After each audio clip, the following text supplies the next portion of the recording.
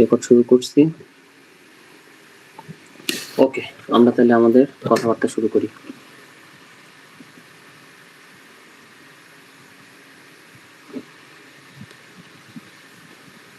আচ্ছা দেখো, সো আজকে আমরা দুইটা চ্যাপ্টার নিয়ে কথা বলবো, 8 আর 9। ঠিক আছে, সো চ্যাপ্টার 8 এর বেশি জিনিসপাতি নাই, অল্প কিছু জিনিসপাতি আছে, প্লাস ওইটার একটা পোর্শন আমি লাস্ট ক্লাসের সাথে চ্যাপ্টার 7 এর সাথে পড়ায় ফেলছি, সো ওইটাই আর কথাবার্তা কম আছে। সো আজকে আগে আমি শুরু করব 9 দিয়ে, বুঝছো? 9 দিয়ে কথাবার্তা শুরু করব।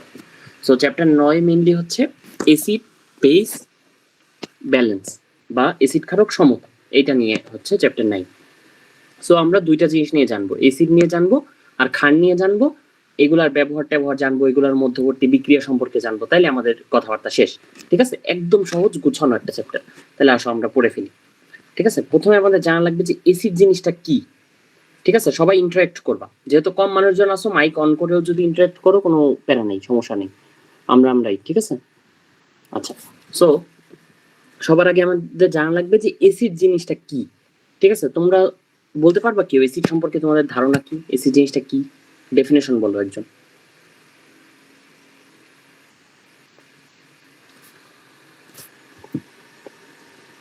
বলো, পারবা? সহজ একটা ডেফিনেশন আছে এসিডের, সহজ একটা মানে আছে, বলো। জলীয় দ্রবণে হাইড্রোজেন আয়নিত করে। ওকে, গুড। তাহলে বলছো যে জলীয় দ্রবণে সে একটা প্রোটন দান করে বা একটা হাইড্রোজেন আয়ন দান করে। ঠিক আছে, যে এই কাজটা করতে পারে সে হচ্ছে এসিড। তাহলে আমাদের একদম সহজ একটা ডেফিনেশন আমাদের হয়ে গেছে যে যে লোকটা কি করবে, পানির মধ্যে ভেঙে একটা প্রোটন দান করবে বা একটা H+ দান করবে, H+ দান করবে, সে হচ্ছে এসিড। ঠিক আছে, আচ্ছা। এখন এসিড দুই ধরনের হইতে পারে, একটা হইতে পারে হচ্ছে তীব্র এসিড, আর একটা হইতে পারে মৃদু এসিড, আর একটা হইতে পারে মৃদু এসিড। তাহলে আমরা এসিডের ডেফিনেশন থেকে বুঝতে পারবো যে কে মৃদু এসিড, কে তীব্র এসিড। ডেফিনেশনের মধ্যে বলছি যে যে জলীয় দ্রবণে হাইড্রোজেন আয়ন ত্যাগ করে। এখন আমরা কাকে বলবো অনেক ভালো স্টুডেন্ট, কাকে বলবো কম ভালো স্টুডেন্ট? যে সব পরীক্ষায় 100 পায় সে হচ্ছে বেশি ভালো স্টুডেন্ট, আর যে দু একটা পরীক্ষায় 100 পায়, দু একটায় 80 পায়, 70 পায়, সে হচ্ছে কম ভালো স্টুডেন্ট। ঠিক আছে, তাইলে এসিডের ডেফিনেশনও আমরা এইভাবে ঠিক করব যে তীব্র এসিড হচ্ছে সে যে বেশি, একদম 100% বিয়োজিত হয়ে, 100% বিয়োজিত হয়ে, আমার একটা পেন্সিল কিনতে হবে, এই পেন্সিলটা উল্টাপাল্টা করা শুরু করছে। 100% বিয়োজিত হয়ে H+ দান করে। ঠিক আছে, আর মৃদু অ্যাসিড হচ্ছে তারা যারা খুব কম বিয়োজিত হয়, ধরো 100% তো হয়ই না, বরং ধরো 2% থেকে 5% এরকম বিয়োজিত হয়। ঠিক আছে, খুব সামান্য বিয়োজিত হয়, সামান্য H+ দান করে যারা, তারা হচ্ছে মৃদু অ্যাসিড। ঠিক আছে, আচ্ছা। এখন এই জিনিসটা আমরা কিভাবে বুঝি জানো? দুর্বল অ্যাসিড আর মৃদু অ্যাসিডটা আমরা কিভাবে বুঝি? আমরা নর্মালি করি কি, যে ধরো একটা পাত্র নেই, বুঝছো? এই পাত্রের মধ্যে এসিড নেই, এসিড নিয়ে ধরো এই সাইডে একটা বাল্ব সেট করি, বাল্ব, আর এই সাইডে একটা কারেন্ট সোর্স সেট করি। সেট করার পরে যখন আমরা দুর্বল এসিড নেই তখন দেখি যে এই বাল্বটা খুব আস্তে আস্তে জ্বলতেছে। ঠিক আছে, কম উজ্জ্বলতায় জ্বলতেছে। আর যখন আমরা তীব্র এসিড নেই তখন আমরা দেখি যে বাল্বটা বেশি উজ্জ্বলতায় জ্বলতেছে, বুঝছো? এর কারণ কি? কারণ যেটা কম, যেটা মৃদু অ্যাসিড সেটা কম H+ দেয়, কম H+ কম বিদ্যুৎ পরিবহন করতে পারে, সো বাল্বটা কম উজ্জ্বলতায় চলে। আর যেটা তীব্র অ্যাসিড সেটা বেশি বেশি H+ দেয়, বেশি বেশি প্রোটন দেয়, এটা বেশি বেশি তড়িৎ পরিবহন করে, আর বেশি বেশি তড়িৎ মিলে বেশি উজ্জ্বলতায় বাল্ব জ্বলে, বুঝছো? সো তোমাদের জানা লাগবে যে কোন অ্যাসিডগুলা দুর্বল অ্যাসিড আর কোন অ্যাসিডগুলা শক্তিশালী অ্যাসিড, বা মৃদু অ্যাসিড কারা, তীব্র অ্যাসিড কারা, এটা জানা লাগবে। ঠিক আছে, ফার্স্ট অফ অল মৃদু অ্যাসিড কারা? সব জৈব অ্যাসিড গুলা মৃদু অ্যাসিড, সকল জৈব অ্যাসিড। ঠিক আছে, এখন তোমরা জানো জৈব অ্যাসিড কারা, তোমরা তো পুরো কেমিস্ট্রি সব চ্যাপ্টারই পড়ছো, তাহলে তোমরা জানো জৈব অ্যাসিড কারা। ঠিক আছে, একদম methanoic acid, ethanoic acid, propanoic acid, এগুলো সব জৈব অ্যাসিড। ঠিক আছে, একদম সিরিয়াল বাই বলতে পারবে তোমরা সবকিছু। এছাড়াও আছে তো অ্যারোমেটিক অ্যাসিড আছে না, বেনজোইক অ্যাসিড, তারপর ধরো টলুইক অ্যাসিড, এই জিনিসগুলো কিন্তু সব জৈব অ্যাসিড। ঠিক আছে, তাহলে সব জৈব অ্যাসিড গুলো হচ্ছে, গ্রুপে একটু চেক করো তো কেউ কি এরকম আছে কিনা যে ক্লাসে জয়েন করতে পারতেছে না।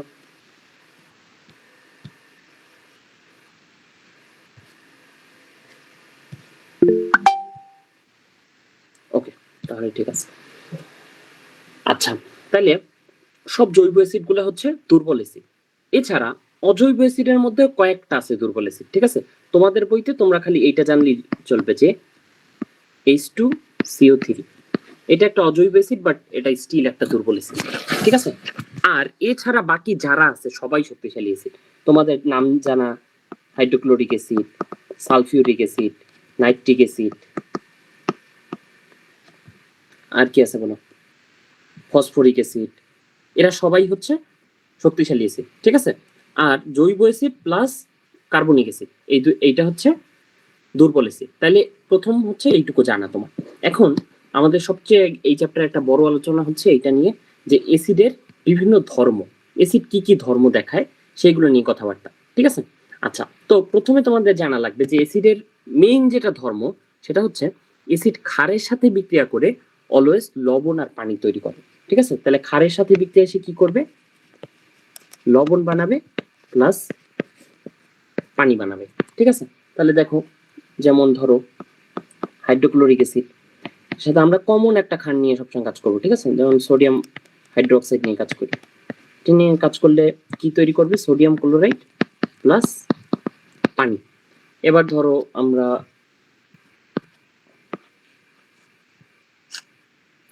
সালফিউরিক অ্যাসিড নিয়ে কাজ করি, ঠিক আছে? H2SO4 এইটাও ধরো সোডিয়াম হাইড্রোক্সাইডের সাথে বিক্রিয়া করছে, কি তৈরি করবে, তৈরি করবে হচ্ছে লবণ প্লাস পানি,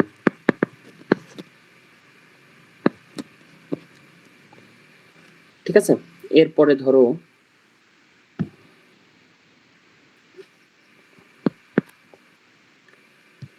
আর আছে কে, নাইট্রিক অ্যাসিড দিয়েও দেখাই দিই।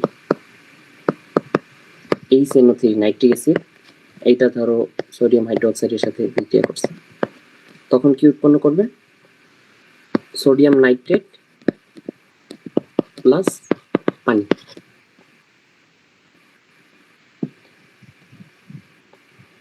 ওকে, তাহলে আমরা এখানে একটা জিনিস বুঝলাম, সেটা হচ্ছে অ্যাসিড অলওয়েজ ক্ষারের সাথে বিক্রিয়া করে লবণ বানাবে আর পানি বানাবে, লবণ বানাবে আর পানি বানাবে অলওয়েজ, ঠিক আছে? এগুলো সব লবণ আর পানি। তাহলে অ্যাসিডের একটা ধর্ম আমরা বুঝলাম, এটা ক্ষারের সাথে বিক্রিয়া করলে লবণ আর পানি বানাবে।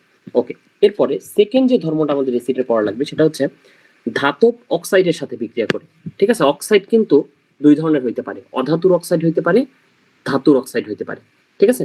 তাহলে ধাতুর যে সব অক্সাইড আছে আমরা একটু পরে জানবো যে ধাতুর আর অধাতুর অক্সাইডের মধ্যে পার্থক্য কি, সামান্য একটু পরে জানবো। এখন এইটুকু জানো যে ধাতুর অক্সাইডের সাথে বিক্রিয়া করে অ্যাসিড কি করবে, লবণ আর পানি বানাবে, ঠিক আছে? ধাতুর অক্সাইডের সাথে বিক্রিয়া করে অ্যাসিড সেম। হ্যাঁ, আমি যা যা পড়াচ্ছি তুমি যদি বই খুলে দেখো দেখবা যে একদম বইয়ের মধ্যে টপিক এগুলা, ঠিক আছে? খালি বোঝানোর মতো টপিক, সো আমি বুঝাই দিচ্ছি, তুমি বইয়ের মধ্যে চাইলে দাগাই নিতে পারো। আচ্ছা, সো তোমার বই আমি কেন দাগাই দিতে চাচ্ছি না, কারণ বইটা পুরা পড়তে হবে, পুরা বইয়ের মধ্যে যে একটা ইনফরমেশনও মিস দেওয়া যাবে না, একটা লাইনও না, ঠিক আছে? সবকিছু তোমার বইয়ের ইনফরমেশন জানা লাগবে, এটা হচ্ছে মেইন কথা। তাও বইয়ের মধ্যে গুরুত্বপূর্ণ কোনটা আমি বলে দিব লাস্টে, ক্লাস শেষ হওয়ার পরে, ঠিক আছে? আচ্ছা দেখো, ধাতব অক্সাইডের সাথে বিক্রিয়া করে অ্যাসিড কি করবে, লবণ আর পানি বানাবে, ঠিক আছে? ধাতুর অক্সাইডের সাথে বিক্রিয়া করে লবণ আর পানি বানাবে। যেমন ধরো আমরা HCl নিই, এটার ধরো ক্যালসিয়াম অক্সাইডের সাথে বিক্রিয়া করছে, ঠিক আছে? তখন কি বানাবে, CaCl2, দুইটা লাগবে, প্লাস H2O, ঠিক আছে? দেখো এটা লবণ, এটা একটা লবণ, এটা পানি, ঠিক আছে? আবার ধরো আর একটা নিই, সালফিউরিক অ্যাসিড নিই, H2SO4, এইটা ধরো অন্য একটা ধাতুর অক্সাইড নিই, কোনটা নিব, ধরো একটা দিয়েই দেখে নিলে তোমাদের পেস লাগবে। ওকে, তাহলে এখানে কি লবণ বানাবে সে, ক্যালসিয়াম সালফেট প্লাস H2।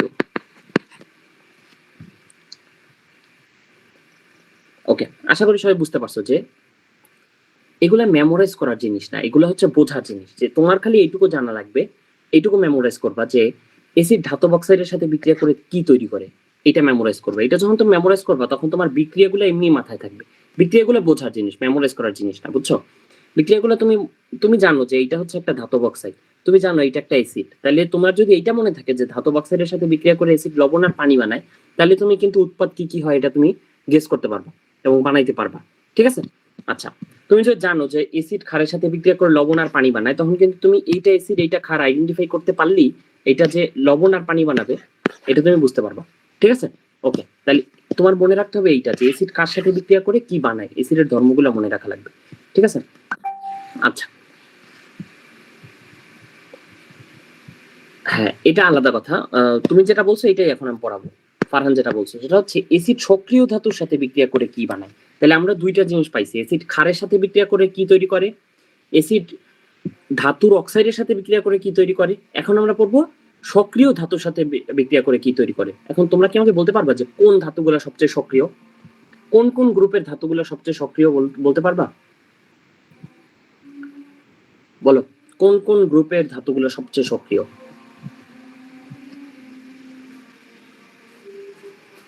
তোমাদের কি একটা জিনিস মনে আছে যে আমরা যখন পর্যায় সারণী পড়ছিলাম তখন আমরা পড়ছিলাম যে পর্যায় সারণীর এই শুরুর দিকের জিনিসগুলো হয় ধাতু, আর এই শেষের দিকের জিনিসগুলো হয় অধাতু, আর এই মাঝখানের জিনিসগুলো হয় উপধাতু। এটা যে তোমাদের বলছিলাম এটা মনে আছে যে এটা একটা কমন সিনারিও, পর্যায় সারণীর শুরুর দিকের একটা পর্যায়ের শুরুর দিকের জিনিসগুলো ধাতু, মাঝখানের গুলো অপধাতু, আর শেষের দিকের গুলা অধাতু। ঠিক আছে? এখন একদম শুরুর দুইটা যে গ্রুপ আছে, গ্রুপ ওয়ান আর গ্রুপ টু, ঠিক আছে, এই দুইটা গ্রুপের যে মৌলগুলো আছে এগুলো হচ্ছে সবচেয়ে সক্রিয় ধাতু। তাহলে তোমাদের প্রথমগুলো মনে আছে সোডিয়াম, পটাশিয়াম, সরি লিথিয়াম দিয়ে শুরু হয়েছে, লিথিয়াম, সোডিয়াম, পটাশিয়াম এই সিরিয়ালে। আর সেকেন্ড যে গ্রুপেরটা আছে এটা মনে আছে ম্যাগনেসিয়াম, সরি বেরিলিয়াম দিয়ে শুরু হয়েছে। এটা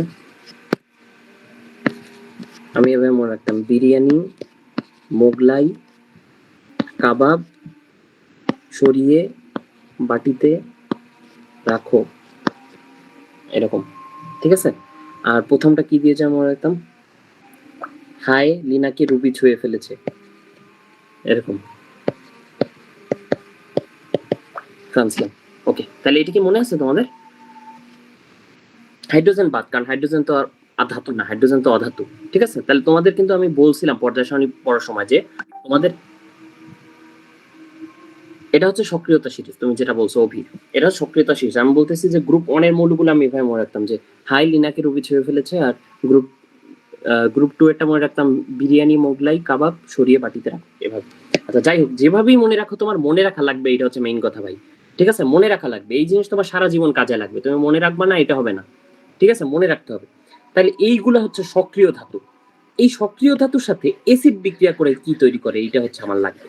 আমার লাগবে কি, আমার লাগবে সক্রিয় ধাতুর সাথে এসিড বিক্রিয়া করে কি তৈরি করতেছে। ঠিক আছে? তাহলে চলো আমরা একটা কমন এসিড নেই, হাইড্রোক্লোরিক অ্যাসিড, খুব কমন একটা এসিড। এটার সাথে আমি একটা সক্রিয় ধাতুর বিক্রিয়া করাবো। ঠিক আছে? সক্রিয় ধাতু ধরো সোডিয়ামের বিক্রিয়া করাইলাম, তখন দেখবা তুমি যে এখানে তৈরি হয়েছে কি, সোডিয়াম ক্লোরাইড তৈরি হয়েছে প্লাস হাইড্রোজেন গ্যাস তৈরি হয়েছে। আমি যদি সমতা করি তাহলে এখানে দুইটা হাইড্রোক্লোরিক অ্যাসিড, দুইটা সোডিয়াম। ঠিক আছে? তাইলে দুইটা sodium chloride plus hydrogen gas. তাইলে আমি একটা জিনিস এখান থেকে জানতে পারছি, সেটা কি, সক্রিয় ধাতুর সাথে বিক্রিয়ায় সে তৈরি করে লবণ প্লাস হাইড্রোজেন গ্যাস। এই জিনিসটা যদি তুমি জানো তাইলে তুমি এই জিনিস আর তোমার মুখস্থ করা লাগবে না যে এইখানে ধরো শত শত বিক্রিয়া হইতে পারে।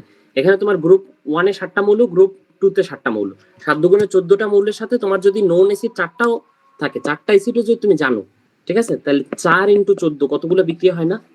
4 × 14 44, আর 4 4 16, 50, 54টা।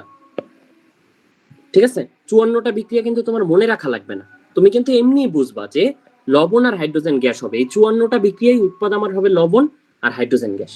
লবণ তো খালি আয়ন এক্সচেঞ্জ করে তুমি লবণ বের করে ফেলতে পারবা, প্লাস হাইড্রোজেন গ্যাস, বা হাইড্রোজেনটা বাদ দিলে যেটা যেটা থাকবে সেটাই লবণ। ঠিক আছে? তাহলে এইগুলা জানা তোমার জন্য গুরুত্বপূর্ণ যে এসিড কার সাথে বিক্রিয়া করে কি তৈরি করতেছে। এবারে তুমি দেখো এসিড 4 নাম্বার কথা আমাদের, সেটা হচ্ছে এসিড ধাতব কার্বনেটের সাথে বিক্রিয়া করে কি তৈরি করে। ধাতব কার্বনেট বলতে বোঝায় ক্যালসিয়াম কার্বনেট। ঠিক আছে? ক্যালসিয়াম কার্বনেট, অন্যান্য ধাতু কার্বনেট হইতে পারে। এটার সাথে ধরো হাইড্রোক্লোরিক অ্যাসিডে বিক্রিয়া করাই দিলাম, তখন সে 3টা জিনিস বানাবে। এটা মাথায় রাখবে, এটা খুব গুরুত্বপূর্ণ একটা বিক্রিয়া। 3টা জিনিস বানাবে ধাতব কার্বনেটের সাথে বিক্রিয়া করে। প্রথম বানাবে হচ্ছে একটা লবণ বানাবে, ক্যালসিয়াম ক্লোরাইড বানাইলো, ঠিক আছে, ক্যালসিয়াম ক্লোরাইড বানাইলো। এরপরে সে কি বানাবে, কার্বন ডাইঅক্সাইড বানাবে। এরপর সে কি বানাবে, পানি বানাবে, ঠিক আছে। তাইলে এখানে সে তিনটা জিনিস বানাবে ধাতব কার্বনেটের সাথে বিক্রিয়া করে, লবণ প্লাস CO2 প্লাস পানি। তোমার যদি এটা মাথায় না থাকে যে এখানে কার্বন ডাইঅক্সাইড প্লাস পানি হয়, তাহলে কিন্তু তুমি এই বিক্রিয়াটাই ঠিকভাবে লিখতে পারবে না।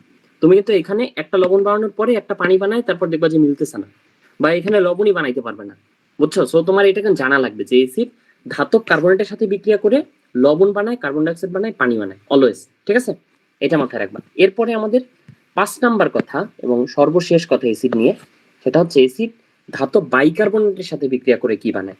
তাহলে ধরো ক্যালসিয়াম বাইকার্বনেট নিলাম, ক্যালসিয়াম বাইকার্বনেট নিলাম, ঠিক আছে, প্লাস আমাদের সেই চেনা অ্যাসিড হাইড্রোক্লোরিক অ্যাসিড নিলাম। নেয়ার পরে এরা বিক্রিয়া করে কি বানাবে, সেম জিনিস। অ্যাসিড ধাতব কার্বনেটের সাথে বিক্রিয়া করেও যা বানায়, বাইকার্বনেটের সাথে বিক্রিয়া করেও সেই সেম জিনিস বানায়। তাহলে প্রথমে বানাবে ক্যালসিয়াম ক্লোরাইড, লবণ হইলো, কার্বন ডাইঅক্সাইড হইলো, পানি হইলো, শেষ, ঠিক আছে। তোমার যদি জাস্ট এইটুকু মনে থাকে, তুমি যে কোনো বিক্রিয়া এখান থেকে উৎপাদটা গেজ করতে পারবা, ঠিক আছে। ওকে, তাহলে এই হচ্ছে আমাদের এসিড নিয়ে কথাবার্তা। এছাড়া এসিড নিয়ে কিছু কথাবার্তা আছে, সেটা হচ্ছে এসিড লিটমাস পেপারকে কি করে। তুমি জানো এসিড লিটমাস পেপারকে লাল করবে অলওয়েজ, তাহলে লাল লিটমাস পেপারকে লালই করবে, আর নীল লিটমাস পেপারকেও লাল করবে, ঠিক আছে। আর ক্ষার করবে উল্টাটা। তুমি জানো যে এসিড হচ্ছে একটা ক্ষয়কারী পদার্থ, তাহলে এটা কি করবে, এটার মধ্যে যদি আমি কোনো ধাতু রাখি, ধাতুটা ক্ষয় হয়ে যাবে। বায়োলজি পড়ানোর সময় তোমাদের বলছি যে আমাদের পেটের মধ্যে এসিড থাকে, হাইড্রোক্লোরিক অ্যাসিড থাকে আমাদের পেটের মধ্যে, বুঝছো? এই হাইড্রোক্লোরিক অ্যাসিডের মধ্যে আমি যদি লোহাও খেয়ে ফেলি, ওইটাও আমার পেটের মধ্যে হজম হয়ে যাবে, বুঝছো? আমাদের পেটের মধ্যে এত তীব্র হাইড্রোক্লোরিক অ্যাসিড থাকে। তাহলে তোমাদের এইটুকু একটু জানা লাগবে, অ্যাসিড সম্পর্কে এইটুকু জানলেই তোমার হয়ে গেছে, ঠিক আছে। আচ্ছা, তারপর ধরো গাঢ় অ্যাসিড গুলা আমাদের জন্য ক্ষয়কারী, আর যেগুলা ডিলিউটেড অ্যাসিড এগুলা কিন্তু আমাদের জন্য ক্ষয়কারী না, বুঝছো? তাহলে গাঢ় অ্যাসিড গুলো আমাদের জন্য ক্ষয়কারী, আর যেগুলো ধরো মৃদু অ্যাসিড, জৈব অ্যাসিড গুলো, এগুলো কিন্তু বিভিন্ন ফলের মধ্যে আছে। তাহলে বইয়ের মধ্যে দেখবা এই কোন ফলের মধ্যে কোন অ্যাসিড আছে এটার একটা লিস্ট আছে, তুমি এই লিস্টটা মুখস্থ করবা, ঠিক আছে। কোন ফলে কোন অ্যাসিড, কোন ফলে কোন ফলে বা কোন খাবারে কোন অ্যাসিড থাকে, এটা পরীক্ষার জন্য লাগবে। দেখবা চায়ের মধ্যে টেনিক অ্যাসিড আছে, কাঁচা আমের মধ্যে কোন অ্যাসিড আছে, পাকা আমের মধ্যে কোন অ্যাসিড আছে, লেবুর মধ্যে কোনটা আছে, তেঁতুলের মধ্যে কোনটা আছে, আপেলের মধ্যে কোনটা আছে, এইরকম অ্যাসিডের একটা লিস্ট আছে তোমাদের বইয়ের মধ্যে, এটা একটু পড়বা, ঠিক আছে। আচ্ছা, অন্যান্য বইয়ের মধ্যেও দু একটা থাকতে পারে টুকটাক, এগুলো খুঁজে তুমি একটু পড়ে ফেলবা যে কোন খাবারের মধ্যে কোন অ্যাসিড আছে, এটা পারবা, বলো। আচ্ছা, এছাড়া তোমাদের আছে কি যে অ্যাসিড গুলো তৈরি হয় কেমনে, এটার একটা আছে। ধরো নাইট্রিক অ্যাসিড তৈরি করার জন্য আমাদের কি করা লাগে, নাইট্রাস অক্সাইডকে পানি দ্বারা ডাইলিউট করা লাগে। পানি দ্বারা ডাইলিউট করলে আমরা নাইট্রিক অ্যাসিড পাই, 2NO3 প্লাস এইটা, ঠিক আছে। তারপর ধরো সালফিউরিক অ্যাসিড বানানোর জন্য আমাদের কি করা লাগে, সালফার ট্রাইঅক্সাইড যে গ্যাসটা আছে এটাকে পানি দ্বারা ডাইলিউট করা লাগে। ডাইলিউট করলে আমরা H2SO4 পাই, বুঝছো? এইগুলো হচ্ছে অ্যাসিড তৈরি করার বিক্রিয়া, এই বিক্রিয়াগুলো জানা লাগবে। তাহলে তোমাদের মেইন কথা কি, অবশ্যই অ্যাসিডের সংকেত লাগবে।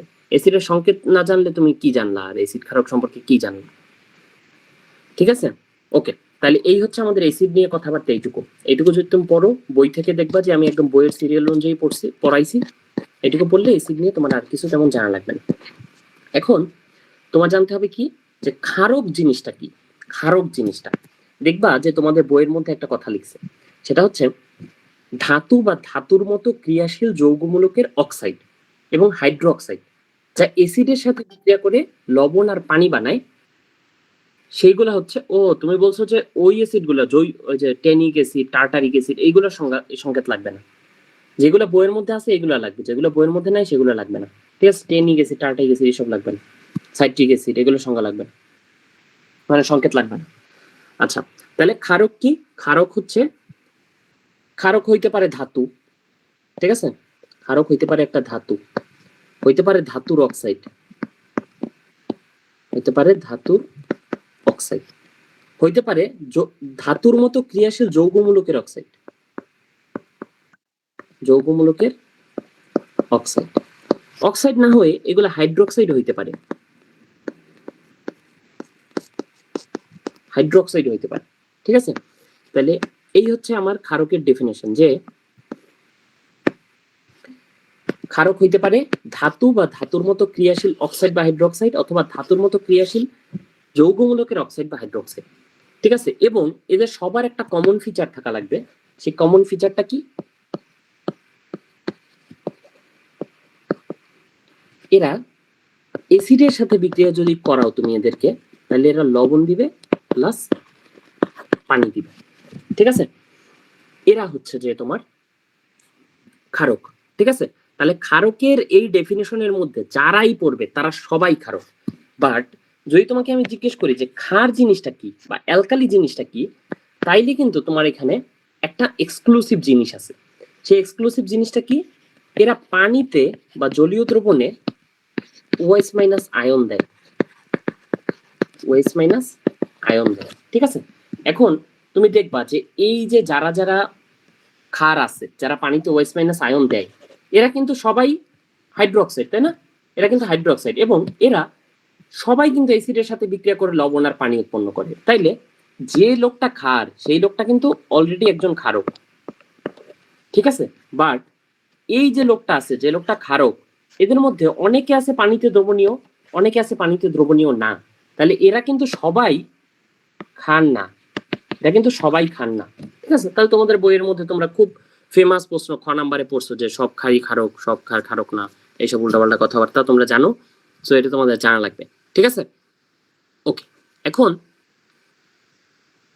তোমাদের ক্ষারের ধর্ম জানা লাগবে। ঠিক আছে, ক্ষারের ধর্ম জানা লাগবে।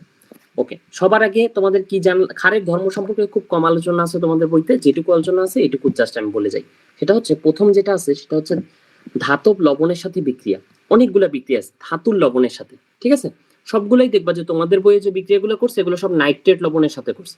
নর্মালি ধাতুর লবণ ধরো ক্লোরাইড লবণ থাকতে পারে, সালফেট লবণ থাকতে পারে, ফসফেট লবণ থাকতে পারে, নাইট্রেট লবণ থাকতে পারে। তোমাদের বইতে যে আলোচনা করছে এগুলো সব নাইট্রেট লবণের সাথে করছে। ঠিক আছে, নাইট্রেট লবণের সাথে বিক্রিয়া করলে লাভটা হয় কি?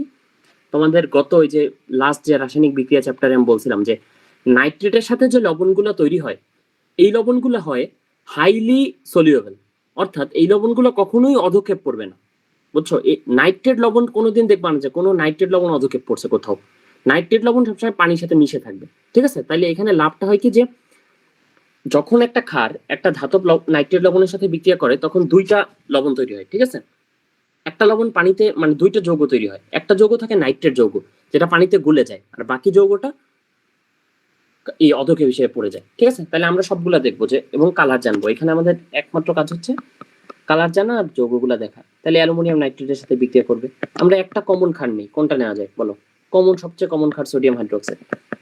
এটা নিই, এটা নিলে তৈরি হবে কি? এখানে তৈরি হবে হচ্ছে aluminium hydroxide plus sodium nitrate. এখন তুমি জানো এই সোডিয়াম নাইট্রেট কোনোদিন অধক্ষিপ্ত হবে না, তাহলে অধক্ষিপ্ত হবে কি? এইটা, এটার কালার কি? সাদা। এটার কালার হচ্ছে সাদা। ঠিক আছে, তোমরা এই বিক্রিয়াগুলো যা জানলেই হবে, কালারগুলো জানলেই হবে। তারপর ধরো ফেরাসের একটা আছে, ফেরাসের সাথে সোডিয়াম হাইড্রোক্সাইড বিক্রিয়া, তাহলে তৈরি হবে Fe2 plus ferrous nitrate. Sorry, ferrous nitrate তো তৈরি হবে না, সোডিয়াম নাইট্রেট।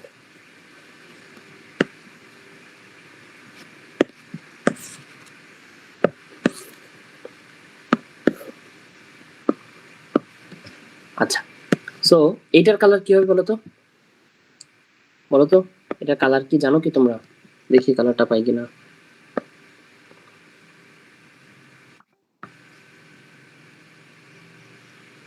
এটা কালার কি হালকা সবুজ?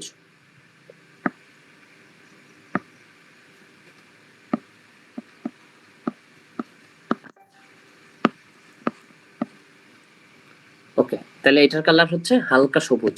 ওকে, পরেরটা দেখি আমরা। পরেরটা হচ্ছে ফেরিকের,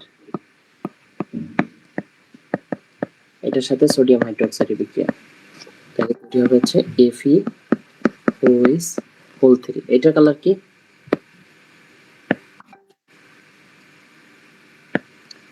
কালার এইটা লালচে বাদামি।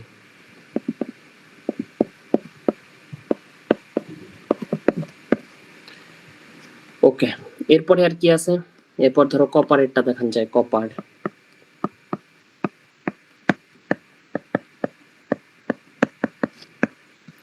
সব জায়গায় সোডিয়াম নাইট্রেট কমন।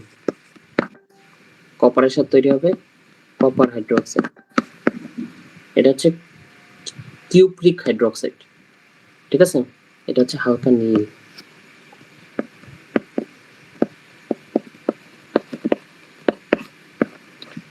তারপর হচ্ছে জিঙ্কেরটাও সাদা।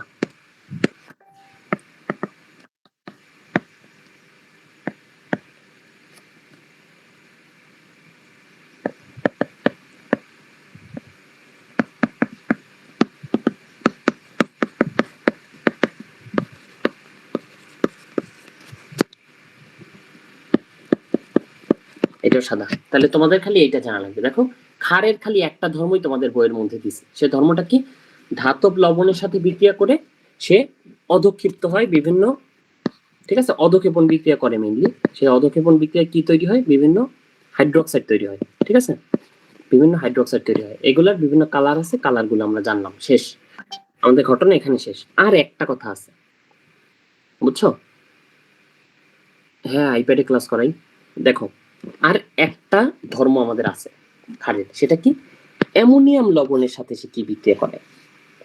অ্যামোনিয়াম লবণের সাথে বিক্রিয়া করে সে কি তৈরি করে? ঠিক আছে, তোমাকে প্রথমেই আমি বলে দিই যে কি তৈরি করে। সে অ্যামোনিয়া গ্যাস তৈরি করে। এই বিক্রিয়াটা কেন সিগনিফিকেন্ট? এই বিক্রিয়াটা এই জন্য সিগনিফিকেন্ট যে অ্যামোনিয়া যে গ্যাসটা আছে না, এটা খুব বিচ্ছিরি গন্ধ, বুঝছো? সো অ্যামোনিয়াম লবণের সাথে যখন তুমি একটা ক্ষার বিক্রিয়া করাবা, ধরো তুমি জানো না এটা ক্ষার নাকি অ্যাসিড নাকি অন্য কিছু, তুমি জানো না, ঠিক আছে? তুমি যা জানো যে এটারে আমি অ্যামোনিয়ার সাথে বিক্রিয়া করাবো, করায় যখন দেখবা যে বিচ্ছিরি একটা গন্ধ আসতেছে, তুমি কিন্তু শিওর হয়ে গেছো যে আমি তাইলে যা নিয়ে বিক্রিয়া করছি ওইটা কিন্তু একটা, আমি যাকে নিয়ে মানে যেটা নিয়ে বিক্রিয়া করছি ওইটা আমি জানতাম না যে ওইটা কি, বাট বিক্রিয়ার পরে যেহেতু বাজে গন্ধ বের হয়েছে, তার মানে আমি একটা ক্ষার নিয়ে কাজ করতেছি। তাইলে এটা কিন্তু একটা শনাক্তকারী বিক্রিয়া, বুঝছো? এটা কিন্তু একটা শনাক্তকারী বিক্রিয়া। কিভাবে বুঝছি? যে আমি যখনই একটা অ্যামোনিয়াম লবণের সাথে একটা জিনিস বিক্রিয়া করছি এবং বাজে একটা গন্ধ বের হয়েছে, আমি বুঝছি যে এটা কি তৈরি হয়েছে? অ্যামোনিয়া তৈরি হয়েছে। এবং অ্যামোনিয়াম লবণের সাথে বিক্রিয়া করে অ্যামোনিয়া তৈরি করে দুনিয়ার মধ্যে একজন মানুষ, সেই মানুষটার নাম কি?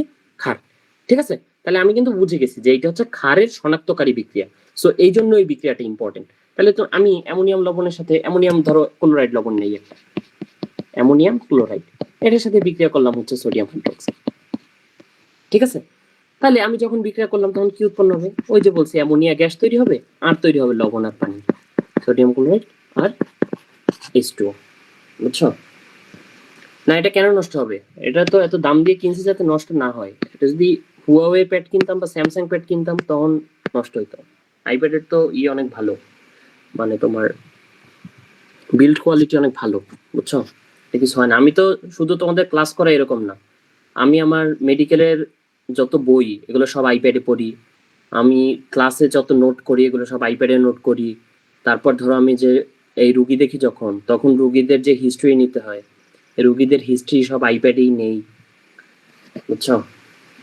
আমি অনেক রাফ ইউজ করি, বাট কিছু হয় না। ওকে, দেখো, সো আমি অন্য একটা নেই, অন্য একটা অ্যামোনিয়াম লবণ নেই, না অন্য একটা ক্ষার নেই। ধরো NH4Cl এর সাথে ধরো ক্যালসিয়াম হাইড্রোক্সাইডের বিক্রিয়া করে, তখন কি তৈরি হবে? ওই যে আমি বলছি অ্যামোনিয়া গ্যাস তৈরি হবে। আর কি তৈরি হবে? লবণ তৈরি হবে একটা, তাহলে ক্যালসিয়াম ক্লোরাইড লবণ তৈরি হবে।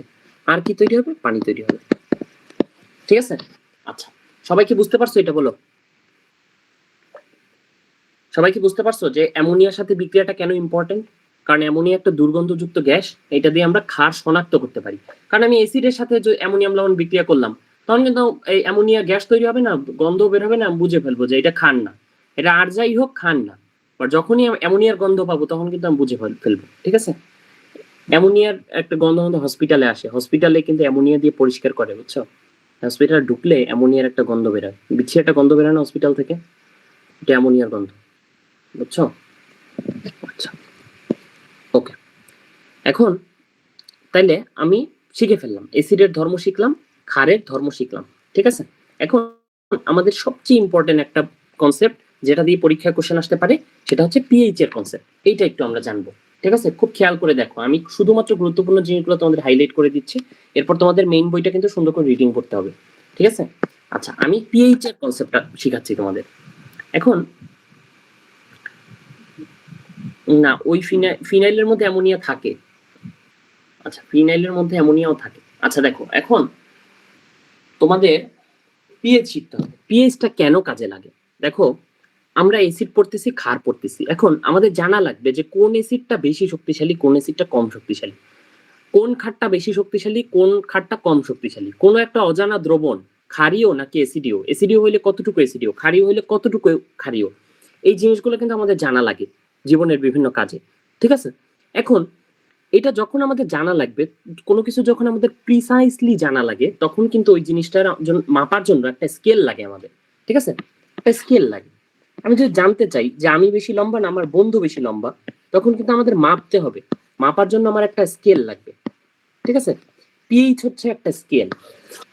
পিএইচ হচ্ছে একটা স্কেল যেটা কোনো একটা দ্রবণ অ্যাসিডীয় না ক্ষারীয় সেই জিনিসটা পরিমাপ করে, ঠিক আছে। আচ্ছা, তাহলে পিএইচ জিনিসটার মানে হচ্ছে পুইশেন্স অফ হাইড্রোজেন। পুইশেন্স অফ হাইড্রোজেন মানে পূর্ণরূপ আর কি। এখন এই পুইশেন্স এর ইংরেজি হচ্ছে পাওয়ার, পাওয়ার অফ হাইড্রোজেন, ঠিক আছে। এটা মানে হচ্ছে পাওয়ার অফ হাইড্রোজেন আয়ন। এখন এটার একটা সূত্র আছে, সূত্রটা কি? পিএইচ মানে হচ্ছে negative logarithm of H plus, ঠিক আছে। লগারিদম জিনিসটা কিভাবে কাজ করে তোমরা কি জানো? এই যে লগারিদমটা আছে, এই লগারিদমটা কত ভিত্তিক লগারিদম জানো? এটা হচ্ছে 10 ভিত্তিক লগারিদম, বুঝছো? এটা হচ্ছে 10 ভিত্তিক লগারিদম। তার মানে এখানে 10 গুণ 10 গুণ করে বাড়ে। যেমন আমি তোমাকে সহজে বুঝাই, ধরো পিএইচ যে স্কেলের 1, ধরো একটা দ্রবণ আছে, এই দ্রবণের পিএইচ হচ্ছে 1, এখানে আর একটা দ্রবণ আছে, এই দ্রবণের পিএইচ হচ্ছে 2, এই দ্রবণের পিএইচ 1, এই দ্রবণের পিএইচ 2। তোমরা কি কেউ আমাকে বলতে পারবা যে এই দ্রবণ থেকে এই দ্রবণে কত গুণ হাইড্রোজেন আয়ন বেশি আছে? কোনটা হাইড্রোজেন আয়ন বেশি আছে বলো, এইটা নাকি এইটা? প্রথমটাই নাকি সেকেন্ডটাই বলো তো? এইটাই বেশি আছে নাকি এইটাই বেশি আছে?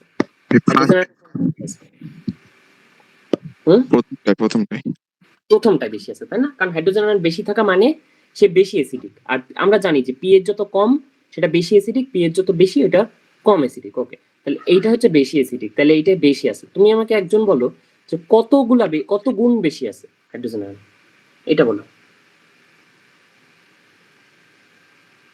কত গুণ বেশি আছে? 10 গুণ।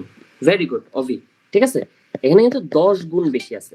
আচ্ছা, পিএইচ স্কেলটা এভাবেই কাজ করে। পিএইচ স্কেলটার মানে হচ্ছে এখানে 10 10 করে বাড়তেছে। এখানে যদি আরেকটা দ্রবণ থাকে যে দ্রবণের পিএইচ হচ্ছে 3, তাহলে তুমি আমাকে বলো যে প্রথম দ্রবণ থেকে এই দ্রবণে কত গুণ কম আছে হাইড্রোজেন আয়ন? প্রথম দ্রবণ থেকে 3 নাম্বার দ্রবণে কতটুকু কম আছে, কত গুণ কম আছে?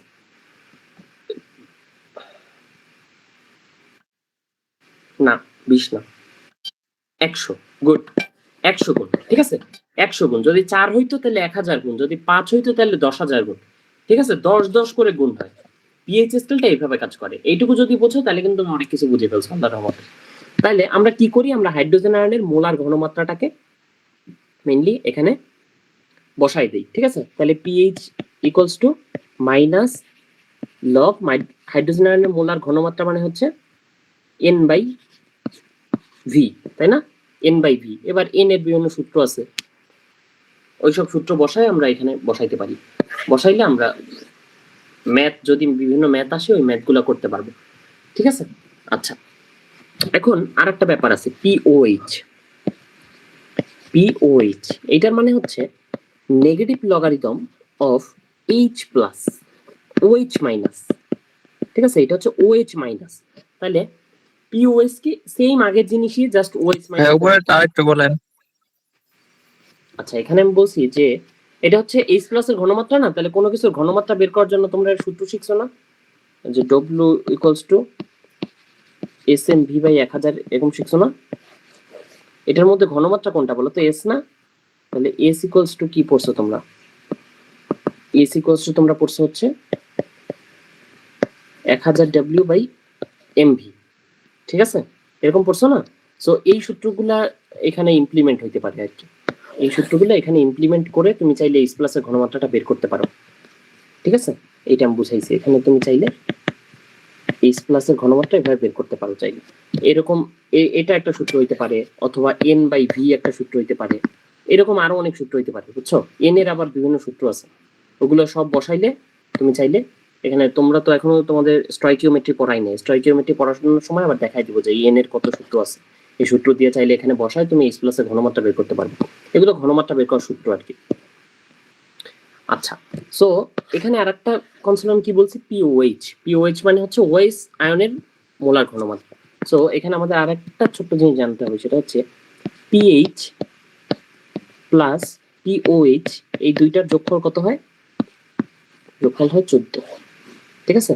তাহলে তোমাকে যদি আমি বলি যে কোনো একটা দ্রবণের পিওএইচ হচ্ছে 7, তাহলে ওই দ্রবণের পিএইচ কত? ও কত বলবা বলো? পিওএইচ যদি 7 হয় তাহলে পিএইচ কত?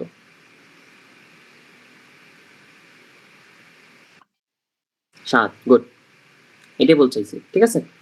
আচ্ছা, তারপর যদি তোমাকে কোনো একটা দ্রবণের এটা দিয়ে দিই, ধরো OH মাইনাস, এটা হচ্ছে 10⁻⁻8 মোল পার লিটার, তাহলে আমাকে বলো এই দ্রবণের পিএইচ কত?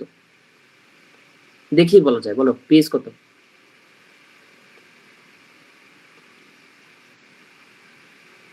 পারো না?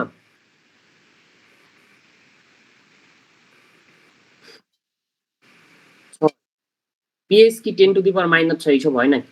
পিএইচ হবে পূর্ণ ভাইয়া সংখ্যা। প্রশ্ন আরেকবার বলেন। আমি বলছি কোনো একটা দ্রবণের OH মাইনাস আয়নের ঘনমাত্রা হচ্ছে 10⁻⁻8 মোল পার লিটার, তাহলে এই দ্রবণের পিএইচ কত? 6। অবি ঠিক বলছো, 6। কিভাবে আমরা বের করছি এটা? এটা থেকে আমরা বের করছি পিওএইচ, তাহলে পিওএইচ কত এখানে? পিওএইচ হবে মাইনাস লগ এইটা 10⁻⁻8, এইটার অ্যান্সার আসবে 8। তাহলে পিওএইচ যদি 8 হয় তাহলে পিএইচ কত হবে? 14 - 8 = 6, ঠিক আছে? এটা এই 10⁻⁻8 দেখে বোঝা যায় যে এটার পিএইচ হবে, পিওএইচ হবে 8, আর পিওএইচ যদি 8 হয় তাহলে পিএইচ হবে 6। এটা দেখেই করা যায়, বুঝছো? তাহলে এই ধরনের ম্যাথ যদি তোমাকে দেয় পরীক্ষার হলে, তোমার কিন্তু দেখা মাত্র করতে হবে, তাহলে কিন্তু তোমার টাইম লাগবে না, ঠিক আছে? দেখা মাত্র করলে কিন্তু তোমার টাইম লাগবে না, নাহলে কিন্তু তোমার অনেক টাইম লেগে যাবে, ঠিক আছে?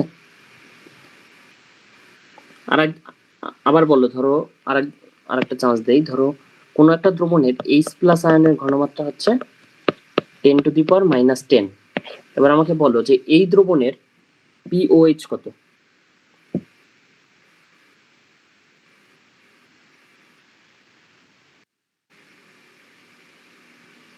বলো, সবাই বলো। 7 হবে ভাইয়া। 8 হবে? কেমনে?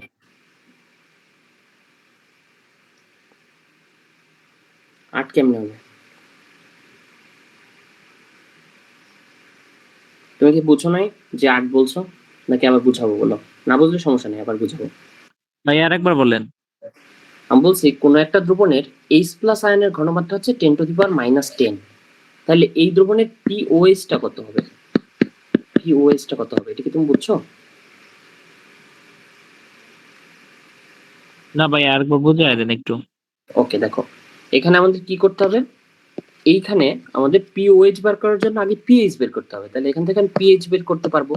পিএইচ ইকুয়ালস হবে মাইনাস লগ 10⁻⁻10, এটুকু তো বুঝছো? তাহলে এইটা ক্যালকুলেটরে বসাইলে তুমি দেখবে এখানে মান আসে হচ্ছে 10, ঠিক আছে? যদি মান 10 আসে তাহলে তুমি এবার পিওএইচ কেমনে বের করবা? পিওএইচ মানে হচ্ছে 14 মাইনাস পিএইচ, তাহলে তোমার 14 মাইনাস 10 ইকুয়ালস টু 4, এটা হবে অ্যান্সার। এবার বুঝছো? ঠিক আছে ভাই। হ্যাঁ হ্যাঁ ভাইয়া বুঝতে। ওকে, ঠিক আছে। তাহলে আমরা কিন্তু বুঝলাম যে আমরা আসলে পিএইচ এবং পিওএইচ নিয়ে কি কি ম্যাথ আসতে পারে, কি ধরনের ম্যাথ আসতে পারে, এরকমই আসবে, এর চেয়ে জটিল ম্যাথ আর আসবে না, ঠিক আছে? আচ্ছা, এখন একটু লবণের ধর্ম নিয়ে কথা বলি। আমরা তো শিখছি যে অ্যাসিড প্লাস ক্ষার, ঠিক আছে, এরা মিলে কি তৈরি করে? সল্ট। আর water.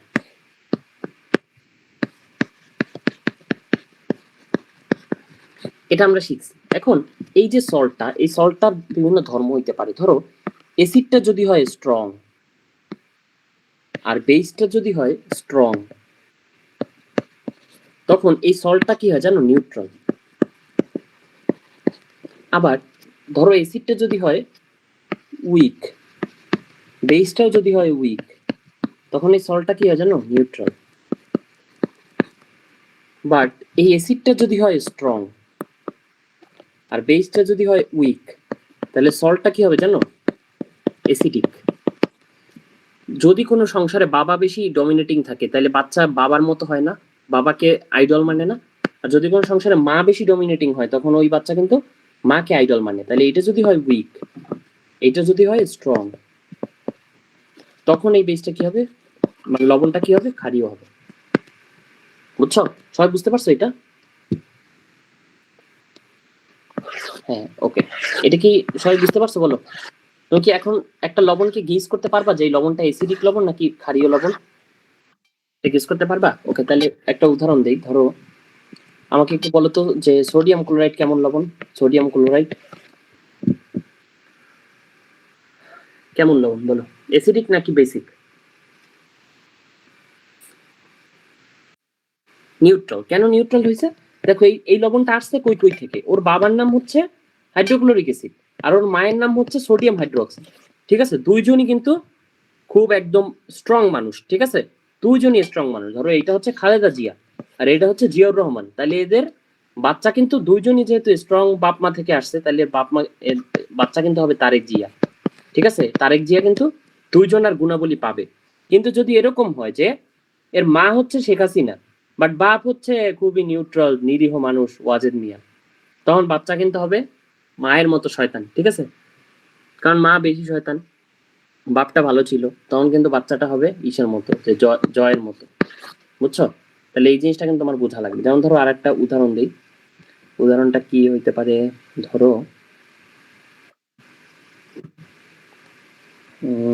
Sodium carbonate.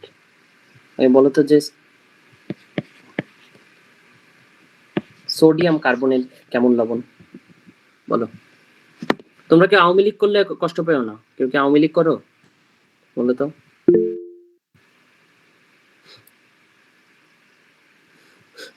Arafat Awami League করো নাকি? আচ্ছা, তাহলে তো তোমার ক্লাস দিয়ে বের করে দিতে হবে। আওয়ামী লীগ অ্যালাউড না, নট অ্যালাউড। আচ্ছা, বলো বলো, এটা বলো ফার্স্ট। সোডিয়াম কার্বনেট কেমন হবে বলো? কেমন লবণ হবে? অ্যাসিডিক নাকি বেসিক? বলো।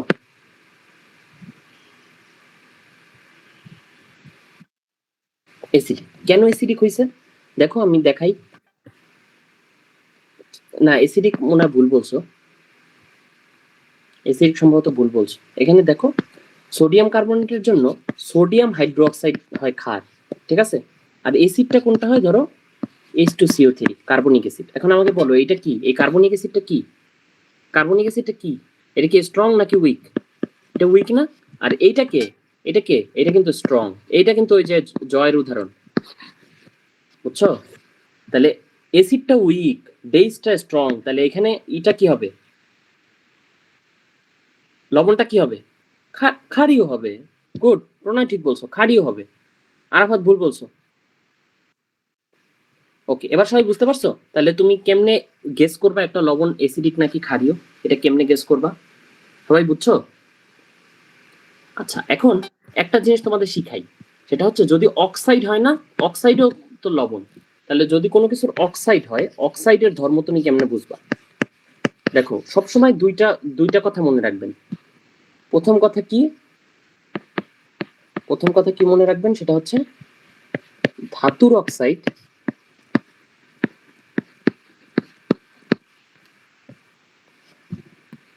অক্সাইড ক্ষারীয়।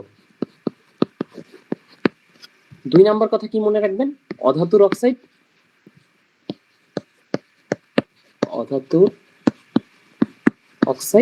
অ্যাসিডিক বা অম্লীয়। এই দুইটা কথা মনে রাখতে পারবেন? ধাতুর অক্সাইড ক্ষারীয়, অধাতুর অক্সাইড অম্লীয়।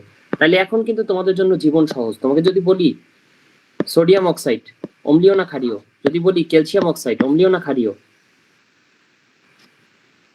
বলো। সোডিয়াম অক্সাইড, ক্যালসিয়াম অক্সাইড অম্লীয় না ক্ষারীয়, বলো। ক্ষারীয়, গুড। আবার ধরো অধাতুর অক্সাইড কি আছে, ধরো হাইড্রোজেন ডাইঅক্সাইড মানে হাইড্রোজেন অক্সাইড, এটা কি অম্লীয় না ক্ষারীয়, বলো।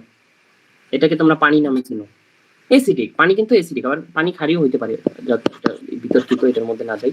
ধরো অধাতুর অক্সাইড কি আছে, নাইট, এটা অম্লীয় না ক্ষারীয়, বলো।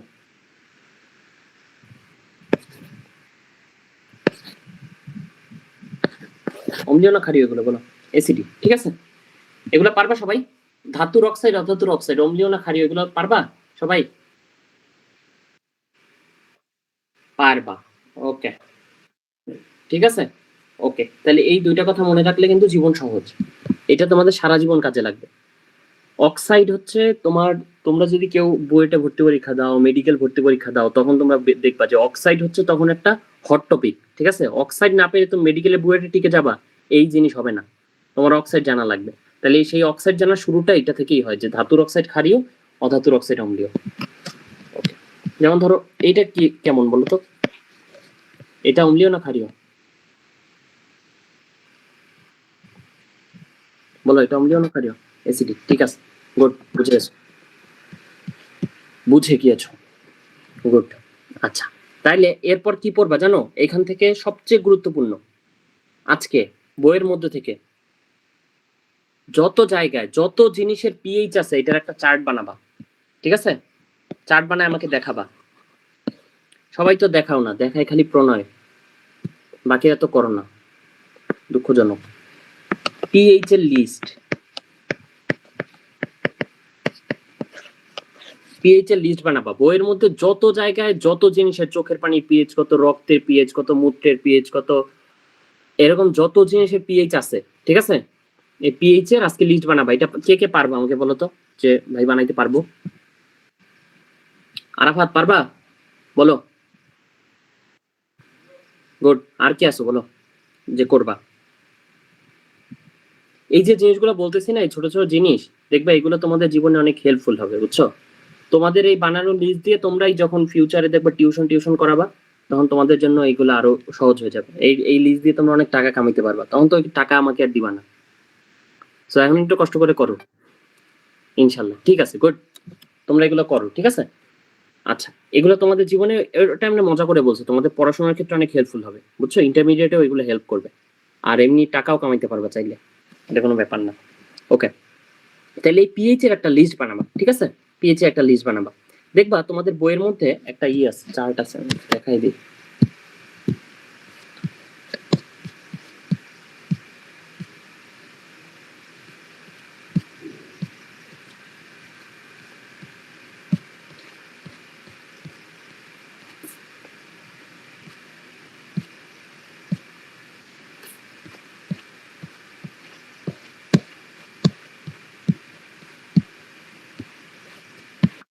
এই দেখো, একটা চার্ট আছে, এটা মাস্ট, ঠিক আছে, এটা মাস্ট। আরো বিভিন্ন এই চার্টের বাইরেও আরো বিভিন্ন জায়গায় আছে পিএইচ এর কথাবার্তা, ঠিক আছে। এই চার্টটা তো তুলবাই, সাথে ওই যে আরো বিভিন্ন জায়গায় যা আছে ওই জিনিসগুলো তোমরা একটু তুলে সুন্দর করে একটা লিস্ট বানাবে, ঠিক আছে। ওকে, আচ্ছা, এরপরে আমরা কি পড়বো, এরপরে আমাদের টপিকটা হচ্ছে খরতা। খরতা হচ্ছে এরকম একটা জিনিস, যেটা আমাদের সাবানে ফেনা হইতে বাধা দেয় পানির মধ্যে, ঠিক আছে। তাহলে খরতা আমাদের কি সমস্যা করে হচ্ছে আমরা জামা কাপড় ধুইতে পারি না পানি দিয়ে, ঠিক আছে। আচ্ছা, তাহলে খরতা কি ঝামেলা করে এটা একটু বুঝাই। আচ্ছা, ধরো আমাদের সাবানের সংকেত কি বলতো, সাবান হচ্ছে একটা সোডিয়াম বা পটাশিয়ামের স্টিয়ারেট লবণ, তাই না। তাহলে C17H35 সিটা বলো সোডিয়াম, ঠিক আছে। এটা হচ্ছে সোডিয়াম স্টিয়ারেট। তাহলে এইটাই হচ্ছে আমাদের সাবানের সংকেত, ঠিক আছে। এটা হচ্ছে আমাদের সাবানের সংকেত। এইটার মধ্যে ধরো পানি যখন ক্ষর হয়ে যায়, ক্ষর পানি যে আছে, ক্ষর পানি মানে হচ্ছে আয়রন, তারপর ক্যালসিয়াম, তারপর ম্যাগনেসিয়াম, এগুলা বিভিন্ন ধরনের লবণ, ধরো ক্লোরাইড লবণ হইতে পারে, সালফেট লবণ হইতে পারে, তারপর হচ্ছে তোমার কার্বনেট লবণ হইতে পারে, বাইকার্বনেট লবণ হইতে পারে, এরকম বিভিন্ন লবণ, বুঝছো? এরকম বিভিন্ন লবণ পানির মধ্যে থাকে। ধরো আমি ক্লোরাইড দিয়ে একটা উদাহরণ দিই, হ্যাঁ 12 চ্যাপ্টারেও আছে, ক্লোরাইড লবণ দিয়ে উদাহরণ দিই। এই ক্লোরাইড লবণের সাথে যখন বিক্রিয়া করবে তখন কি হয় জানো, পানির মধ্যে যে সাবানটা ট্রাপড হয়ে যায়। এই 35, ধরো সিটা হলো, এই দেখো ক্যালসিয়ামের সাথে সাবানটা ট্রাপড হয়ে গেছে, সাথে সোডিয়াম ক্লোরাইড তৈরি করছে। এই সাবানের কাজ ছিল ফেনা তৈরি করা, সেই সাবান কিন্তু ফেনা তৈরি না করে সে কিন্তু বিক্রিয়া করে ক্যালসিয়ামের সাথে ট্রাপড হয়ে গেছে, বুঝছো? তাহলে সাবান কিন্তু তখন আমাদের কাপড় যতই কাচি কিন্তু আমাদের ময়লা কিন্তু তখন পরিষ্কার হবে না, ঠিক আছে? তাহলে খড় পানিতে কিন্তু ময়লা পরিষ্কার হবে না। তাহলে খরতা দুই প্রকার, বুঝছো? দাঁড়াও এগুলো একটু মুছে ফেলি। কিরে কই? ক্লাস আছে, ক্লাস চলতেছে। আরো আধা ঘন্টা কমপক্ষে। তুই খাই আয়, আমি যাবো না। আচ্ছা দেখো, তাহলে খরতা কিন্তু দুই ধরনের, একটা হচ্ছে স্থায়ী খরতা আর একটা হচ্ছে অস্থায়ী খরতা। স্থায়ী খরতা, অস্থায়ী খরতা। তোমাদের এখানে কেউ সিলেটের আছো? আমাদের কোর্সে কি কেউ সিলেটের আছে? এক দুইজন মেবি আছে। হ্যাঁ পড়াবো, ইউনিট 8 পড়াবো। দেখো স্থায়ী খরতা আর অস্থায়ী খরতা, তাইলে তোমাদের জানা লাগবে যে স্থায়ী খরতা অস্থায়ী খরতা কি, এটা জানা লাগবে। অস্থায়ী খরতা হচ্ছে, আমরা বলছিলাম যে তিনটা লবণ, স্থায়ী খরতা অস্থায়ী খরতা দুইটার জন্যই তিনটা লবণ দায়ী। কোন কোন লবণ? একটা হচ্ছে ক্যালসিয়ামের লবণ, একটা হচ্ছে ম্যাগনেসিয়ামের লবণ, আর একটা হচ্ছে আয়রনের লবণ।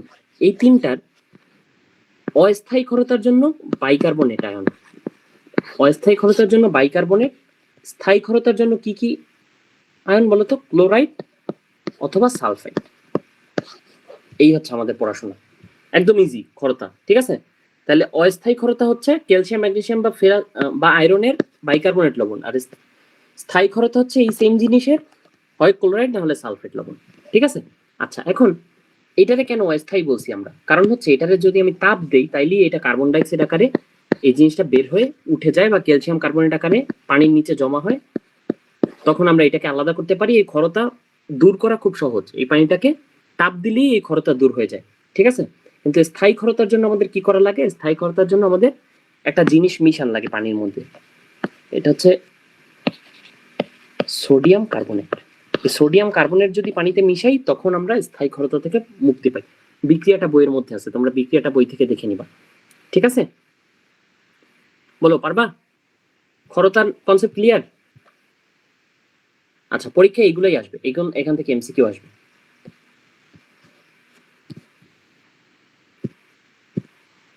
আচ্ছা পরীক্ষা এখান থেকে এমসিকিউ আসবে। এবার আমাদের জানা লাগবে কি লাস্ট টপিক, এখানে এই চ্যাপ্টারের একদম লাস্ট টপিক, সেটা হচ্ছে পানির বিশুদ্ধতার মানদণ্ড। তাহলে কোনো একটা পানি বিশুদ্ধ কিনা তুমি কেমনে বুঝবা? সবার আগে তোমার জানা লাগবে যে এখানে তুমি যদি দেখো পানি থেকে বিচ্ছিরি গন্ধ আসতেছে, এটার তুমি কি পিএইচটিএস এসব দেখতে যাবা? তুমি তো আগেই বুঝবা এটা অবিশুদ্ধ পানি, পানি থেকে বিচ্ছিরি গন্ধ আসতেছে, এটা কি বিশুদ্ধ পানি? না। তাহলে পানির বর্ণ এবং গন্ধ তোমার দেখা লাগবে। তারপর টেম্পারেচার দেখবা, পানি বেশি গরম হইলে কিন্তু তাপ দূষণ হয়, বুঝছো? আচ্ছা তাহলে পানি বেশি গরম হইলে তখন এটা কিন্তু অবিশুদ্ধ পানি। তারপর তুমি কি দেখবা? পিএইচ দেখবা, বিশুদ্ধ পানির পিএইচ কত এই রেঞ্জটা পড়বা। 4.5 এর থেকে কম হবে এবং 9.5 অপেক্ষা মানে এই রেঞ্জের মধ্যে থাকবে। এটার থেকে যদি কম হয় ওইটাও খারাপ, এটার থেকে যদি বেশি হয় ওইটাও খারাপ, ঠিক আছে? এই রেঞ্জটা পড়বা। তারপর তোমাদের জানা লাগবে দুইটা জিনিস এখানে, একটা হচ্ছে তিনটা জিনিস জানা লাগে মেইনলি। একটা হচ্ছে বিওডি, বায়োলজিক্যাল অক্সিজেন ডিমান্ড। ওকে ওকে ওকে। আর একটা হচ্ছে সিওডি, কেমিক্যাল অক্সিজেন ডিমান্ড, ঠিক আছে? এটা হচ্ছে সকল জৈব পদার্থগুলোর জারণ করতে যেটুকু অক্সিজেন লাগে, এটা হচ্ছে জৈব অজৈব দুইটা পদার্থকেই জারণ করতে যেটুকু অক্সিজেন লাগে। তাহলে কোনটা বেশি বড় হবে বিওডি আর সিওডির মধ্যে? সিওডি বেশি বড় হবে, ঠিক আছে? সিওডি বেশি বড় হবে। আর একটা হচ্ছে ডিও, ডিও মানে হচ্ছে ডিজলভড অক্সিজেন। এটা দিয়ে আমরা বুঝি যে মানে বিশুদ্ধতার মানদণ্ড কেমন, ভালো না খারাপ। তারপরে তোমাদের বইয়ের মধ্যে খুব বড় একটা সংকেত আছে, ফুটানোর মাধ্যমে তাপ দূষণ হয় না, কারণ ওইটা তুমি আবার পরে ঠান্ডা করে নিচ্ছ, বুঝছো? ফুটানো জিনিসটা তুমি আবার পরে ঠান্ডা করে নিচ্ছ, ওই গরম অবস্থায় ওইটা তাপ দূষিত পানি, কিন্তু পরে তুমি এটা আবার ঠান্ডা করে নিচ্ছ, তখন আর তাপ দূষণ থাকে না। আচ্ছা নর্মালি যে কোনো কিছু ফুটাইলে এটার মধ্যে অনেক নিউট্রিয়েন্টস নষ্ট হয়ে যায়। আমরা যে দুধ ফুটায় খাই না, তখন কিন্তু দুধের অনেক এই যে স্বাদ তো নষ্ট হয়, এছাড়াও দুধের মধ্যে অনেকগুলা পুষ্টি উপাদান নষ্ট হয়ে যায়, বুঝছো? সো দুধের সম্পূর্ণ পুষ্টি যদি তুমি পাইতে চাও, তাহলে দুধকে পাস্তুরাইজড করে তোমার খাইতে হবে, না ফুটায় পাস্তুরাইজড করে খাইতে হবে। এখন দেখবা যে বাজারে অনেক জায়গায় পাস্তুরাইজড মিল্ক পাওয়া যায়। আবার তুমি কাঁচা দুধ খাইতে পারবে না, কিন্তু কাঁচা দুধের মধ্যে অনেক ব্যাকটেরিয়া থাকতে পারে, যেটা তোমার শরীরে অনেক ক্ষতি করতে পারে। তাহলে তোমার পাস্তুরাইজড মিল্ক খাওয়া সবচেয়ে সেফ। বাজারের মধ্যে দেখবা যে পাস্তুরাইজড মিল্ক পাওয়া যায়, কিন্তু আমরা কি করি যে পাস্তুরাইজড মিল্ক কিনে বাসায় এনে ওইটারে আবার ফুটায় খাই, বুঝছো? বেশিরভাগ মানুষ এইটা করে। আচ্ছা, বইয়ের মধ্যে কয়েকটা সংকেত আছে, ফিটকিরি সংকেত। এইসব বড় বড় সংকেত পরীক্ষা আসার কিন্তু অনেক সম্ভাবনা আছে, ঠিক আছে? পরীক্ষায় এগুলো আসার অনেক পসিবিলিটি থাকে। তোমাকে পরীক্ষায় দিয়ে দিছে যে ফিটকিরি সংকেত লিখো, কোনো অপশন নাই, বুঝছো? তখন কিন্তু অনেকেই ভুল করবে। ইজি, পটাশিয়ামের লবণ, অ্যালুমিনিয়ামের লবণ, আর হচ্ছে 24 অণু পানি, ঠিক আছে? পটাশিয়ামের লবণ, অ্যালুমিনিয়ামের লবণ, দুইটারই সালফেট লবণ আর কি, আর 24 অণু পানি, শেষ। তাহলে এরকম বড় বড় সংকেতগুলা কিন্তু তোমার সবগুলা জানা লাগবে, তাইলেই কিন্তু আমাদের এই চ্যাপ্টার শেষ, এছাড়া আর কিছু নেই, ঠিক আছে? বুঝতে পারছো এই চ্যাপ্টারে কি কি পড়া লাগবে বলো তো? এখন তোমাদের এই চ্যাপ্টারের মধ্যে অনেক ইনফরমেশন আছে, দেখবা যে প্রসাধনীতে কত থাকা লাগে, প্রসাধনীতে কত পিএইচ থাকা লাগে, তারপর হচ্ছে মাটিতে কত পিএইচ থাকা লাগে, মাটির পিএইচ বেড়ে গেলে কোন সার দেয়া লাগে, কমে গেলে কোন সার দেয়া লাগে, এরকম বিভিন্ন জিনিসপাতি আছে, ঠিক আছে? তারপর দেখবা যে বাস্তব জীবনে বিভিন্ন এইসব যে এসিড ক্ষারের ব্যবহার নিয়ে কিছু কথা আছে, তারপর বিভিন্ন জিনিসের সংকেত আছে, তারপর বিভিন্ন সারের সংকেত আছে, ঠিক আছে? এই জিনিসগুলো কিন্তু তোমার এখান থেকে পড়া লাগবে। এগুলো কিন্তু আমি এখানে পড়াই দিলাম না, বাট এগুলো কিন্তু তোমার এখান থেকে পড়া লাগবে। সবাই বুঝতে পারছো কি কি পড়া লাগবে এই চ্যাপ্টার থেকে? আমি কিন্তু একদম বইয়ের মধ্যে থেকে খুঁজে খুঁজে যে জিনিস তোমাদের চোখে পড়বে না, ওই জিনিসই পরীক্ষা দেওয়ার চেষ্টা করব, যাতে তোমরা না পারো। তোমরা না পারলে কিন্তু আমার অনেক ভালো লাগে, বুঝছো? যখন আমি এটা কোশ্চেন করি কষ্ট করে, তারপর যদি তোমরা দেখি যে অনেকে এটা ভুল করছো, তখন কিন্তু একটা পৈশাচিক আনন্দ হয় মনের মধ্যে। তাহলে আমি কিন্তু চেষ্টা করব যথেষ্ট যে তোমরা যাতে না পারো, আর তোমরা যথেষ্ট চেষ্টা করবা যাতে তোমরা পারো, ঠিক আছে? আমি যাতে আনন্দটা না পাই, এই চেষ্টা কিন্তু তোমাদের করা লাগবে। এই কম্পিটিশনটা করতে পারলে দেখবা যে তোমরা ভালো করতে পারছো। যে ভাই যত কঠিন কোশ্চেনই করুক, আমরা সঠিক অ্যান্সার দিব, আর আমি চেষ্টা করবো তোমরা যত ভালোভাবেই পড়ো যাতে তোমরা অ্যান্সারটা সঠিক না দিতে পারো। এরকম দেখবো যে লাস্ট এক্সামে আমি কি করছি জানো? প্রথমে আমি দিছিলাম এমসিকিউ, পরে আমি ভাবলাম যে এমসিকিউ দিলে তোমাদের জন্য সহজ হয়ে যায়, তোমরা বুঝে যাও যে অ্যান্সার একটাই হবে। পরে আমি কি করছি যে এটার কতগুলা মাল্টিপল চয়েস মানে এরকম বানাই দিছি যাতে 2-3টা অ্যান্সারও তোমরা দাগাইতে পারো। তাহলে তোমরা কি হবে, আর একটু কনফিউজড হবা, তোমরা বুঝবা যে এটার 2টা অ্যান্সার মনে হয় সঠিক বা 3টা অ্যান্সার সঠিক, এরকম তো হইতে পারে। এরকম করে দিছি ইচ্ছা করে, বুঝছো? এরপর যখন দেখছি যে হ্যাঁ তোমরা আসলে এই ট্রাপে পা দিছো, অনেকেই 2-3টা দাগাইছো এবং পরে ভুল হয়েছে, তখন কিন্তু আমার অনেক ভালো লাগছে, বুঝছো? মনের মধ্যে একটা শান্তি লাগছে। ওকে, তাইলে আমাদের এই চ্যাপ্টারটা শেষ, বুঝছো? এখন আমরা পরের চ্যাপ্টারটা পড়বো, মানে আগের চ্যাপ্টারটা পড়বো।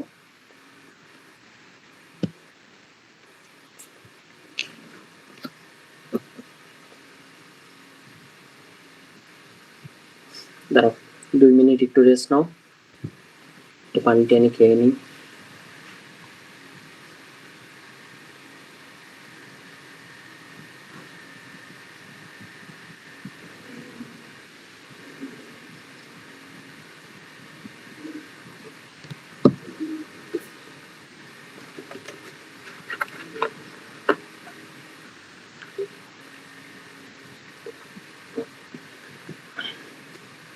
এখন বুঝছো, প্রচুর মানুষজন এখন আমাকে নক দিচ্ছে কোর্সে অ্যাড হওয়ার জন্য। প্রত্যেকবার এই জিনিসটা হয় যে একটা হচ্ছে রেজাল্টের আগে আগে সবার হুঁশ ফেরে যে এনডিসি তো পড়তে হবে, 2 নাম্বার হচ্ছে হয় যে তোমার রেজাল্টের পর পর একদম রেজাল্ট দেয়, এরপরে একদল মানুষ হচ্ছে প্রিপারেশন শুরু করে। সো ওই সময়টাই কিন্তু তোমাদের অনেক ভালো লাগবে যে তোমার প্রিপারেশন তো অনেক দূরে আগানো, তুমি কিন্তু অনেক এতদিন পুরো পড়াশোনার মধ্যে ছিলা। এটা কিন্তু একটা বিশাল ব্যাপার। পুরা বাংলাদেশে যারা এনডিসিতে ভর্তি পরীক্ষা দেবে এর মধ্যে 3000 পোলাপাইনও এরকম নাই যারা একদম ফুল টাইম পড়াশোনার মধ্যে ছিল। তো এই যে দেখো আমাদের কোর্সে 40 জন মানুষ, তা আজকে ক্লাসে ধরো রেকর্ড থেকে আর 1 মাস আছে, ধরো রেকর্ড থেকে ক্লাস দেখবে হচ্ছে আরো 5 জন, ঠিক আছে, 15 জন। এই আমাদের কোর্স 2000 টাকায় কোর্স কিনেও মাত্র 15 জন আছে যারা রেগুলার পড়াশোনা করতেছে, ঠিক আছে। আর যারা কোর্স টোর্স কিছু কিনে নাই, নিজেরা বাসায় পড়ার প্ল্যান করছে, এরা কতটুকু পড়াশোনা করছে এ সম্পর্কে আমার ভালো আইডিয়া আছে, বুঝছো, এরা কতটুকু পড়াশোনা বাসায় নিজে করতে পারছে। তাহলে তোমাদের কিন্তু এই জায়গাটা একটা মানে খুশি হওয়ার ব্যাপার যে তোমরা এতদিন পড়াশোনার মধ্যে থাকতে পারছো, বুঝছো। সো এইটা একটু কন্টিনিউ করো, আর একটা মাস, এতদিন কষ্ট করছো তোমরা, 1.5 মাস কষ্ট করছো, হ্যাঁ অবশ্যই পসিবল, কেন পসিবল না, অবশ্যই পসিবল। আমি বলি এনডিসি প্রিপারেশন, আমার অনেক বন্ধু বান্ধব আছে 10 দিন 15 দিন পরে এনডিসি তে চান্স পাইছে। আসলে আমরা যতটা এনডিসি রে কঠিন ভাবে এই মানে পোর্ট্রে করি না, আমি তো তোমাদের যদিও শুরু থেকে বলতেছি এনডিসি সহজ, এনডিসি সহজ সহজ বলতেছি না, এনডিসি কে অনেক কঠিন ভাবে পোর্ট্রে করে মানুষজন, এটা তো কঠিন কিছু না, এটা সহজ, বুঝছো।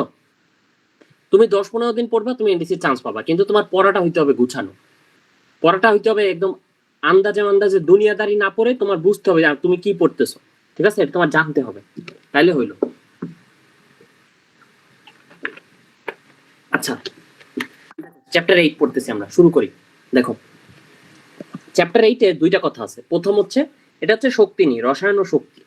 তাহলে প্রথমে তোমার জানা লাগবে এখানে দুইটা বিক্রিয়া, এক্সোথার্মিক এন্ডোথার্মিক বিক্রিয়া সম্পর্কে। গত ক্লাসে আমি সুন্দর করে কিন্তু এটা বুঝাই দিছি ওইটার সাথেই, যে এক্সোথার্মিক রিঅ্যাকশন কি, এন্ডোথার্মিক রিঅ্যাকশন কি। তারপরে এখানে আমি বলি যে এখানে আমরা হিট এনথালপি ইউজ করি, মানে কোন একটা বিক্রিয়ার হিট এনথালপি আমরা হিসেব করি, ঠিক আছে। বিক্রিয়কের মোট শক্তি মাইনাস উৎপাদের মোট শক্তি, এটা আমরা হিসাব করি। অথবা বিক্রিয়কের বন্ধন শক্তি মাইনাস উৎপাদের বন্ধন শক্তি, এটা আমরা হিসাব করি, ঠিক আছে। তাইলে তাপোৎপাদী যে বিক্রিয়াগুলা, এটার জন্য এটা হয় মাইনাস তাপোৎপাদীর জন্য, আর তাপহারী যে বিক্রিয়াগুলো আছে সেই বিক্রিয়ার জন্য এটা হয় প্লাস, ঠিক আছে। তাপোৎপাদী বিক্রিয়ায় তাপ একটা উৎপাদ, আর তাপহারী বিক্রিয়ায় তাপ একটা বিক্রিয়ক। আর একটা কথা বলছিলাম যে তাপোৎপাদী বিক্রিয়াকে যদি আমি উল্টায় দেই, যেহেতু উভমুখী বিক্রিয়া, এই সাইডেও হয় এই সাইডেও হয়, তাপোৎপাদী বিক্রিয়াকে উল্টায় দিলে সেইটাই হয় তাপহারী বিক্রিয়া, তাপহারী বিক্রিয়াকে উল্টায় দিলে সেইটাই হয় তাপোৎপাদী বিক্রিয়া। এই কথাগুলো সব বলছি, প্লাস লাস্ট উইকলিতে এটা থেকে আমি কোশ্চেনও করছি, কিন্তু তোমরা সবাই সুন্দর করে পারছো এগুলা, ঠিক আছে, এবং অনেকগুলো প্র্যাকটিসও করাইছিলাম। তাহলে এটা নিয়ে আমরা এখন আর কথাবার্তা না বলি, ঠিক আছে। আমরা সেকেন্ড পার্টটা নিয়ে কথা বলি, সেটা হচ্ছে তড়িৎ কোষ নিয়ে, ঠিক আছে। তড়িৎ কোষ খুব গুছায় পড়াবো, খুব ভালো করে খেয়াল করবে, এখন কনসেপ্ট ক্লিয়ার হয়ে যাবে, ইন্টারমিডিয়েটেও আর এটা নিয়ে ঝামেলা লাগবে না। তড়িৎ কোষ দুই ধরনের আছে, একটা হচ্ছে তড়িৎ বিশ্লেষণ কোষ। 10 মিনিটের পড়া তোমার একদম ইন্টার পর্যন্ত বেসিক ক্লিয়ার করে দিবে, সো সবাই খুব মনোযোগ দিয়ে এটা দেখো। প্রথম হচ্ছে তড়িৎ বিশ্লেষণ কোষ, আর একটা কোষ আছে সেটাকে আমরা বলি তড়িৎ রাসায়নিক কোষ। তড়িৎ রাসায়নিক কোষ, ঠিক আছে। আচ্ছা, তড়িৎ বিশ্লেষণ কোষ, তড়িৎ রাসায়নিক কোষ, দুইটা কোষ পাইলাম। মেইন কথা হচ্ছে দাঁড়াও দেখি তো এরকম শেপ হয় কিনা। ও সুন্দর শেপ হয়েছে, ওকে। এখন তড়িৎ বিশ্লেষণ কোষ যেগুলো আছে, এটার মানে কি? এটার মানে হচ্ছে আমরা ইলেকট্রিসিটি দিলে, আমরা যদি এই কোষের মধ্যে ইলেকট্রিসিটি দেই, তাহলে এই কোষের মধ্যে কেমিক্যাল চেঞ্জ আসে, অর্থাৎ রাসায়নিক বিক্রিয়া হয়। বাইরে থেকে কারেন্ট দিলে কোষের মধ্যে রাসায়নিক বিক্রিয়া হয়। এই কোষের আমরা কি নাম দিব? নাম দিব তড়িৎ বিশ্লেষণ কোষ, ঠিক আছে, সবাই বুঝছো? বাইরে থেকে যদি আমি ইলেকট্রিসিটি দেই, কোষের মধ্যে কেমিক্যাল চেঞ্জ হবে, এই কোষের আমরা নাম দিছি তড়িৎ বিশ্লেষণ কোষ, এটা একটা তড়িৎ কোষ, ক্লিয়ার। এখন এই সাইডে কি হয় দেখো, এই সাইডে কোষটার মধ্যে একটা কেমিক্যাল চেঞ্জ আসে বা রাসায়নিক বিক্রিয়া হয়, সেই বিক্রিয়ার ফলে বাইরে আমরা একটা ইলেকট্রিসিটি পাই, বাইরে আমরা একটা ইলেকট্রিসিটি পাই, এই কোষের নাম হচ্ছে তড়িৎ রাসায়নিক কোষ। তাহলে আমরা একটু বলো ব্যাটারি কোনটা এই দুইটার মধ্যে? এই দুইটার মধ্যে ব্যাটারিতে আমরা কোনটা ইউজ করব, এক নাকি দুই? 1 ভাইয়া। 1। আর একটু চিন্তা করে বলো, ব্যাটারিতে কি আমরা, আমাদের কি লাগবে, আমাদের কি বিক্রিয়া লাগবে নাকি আমাদের কারেন্ট লাগবে? কারেন্ট লাগবে। ব্যাটারি আমরা কারেন্ট পাওয়ার জন্য ইউজ করতেছি না, কোনটায় আমরা কারেন্ট পাইতেছি এই দুইটার মধ্যে?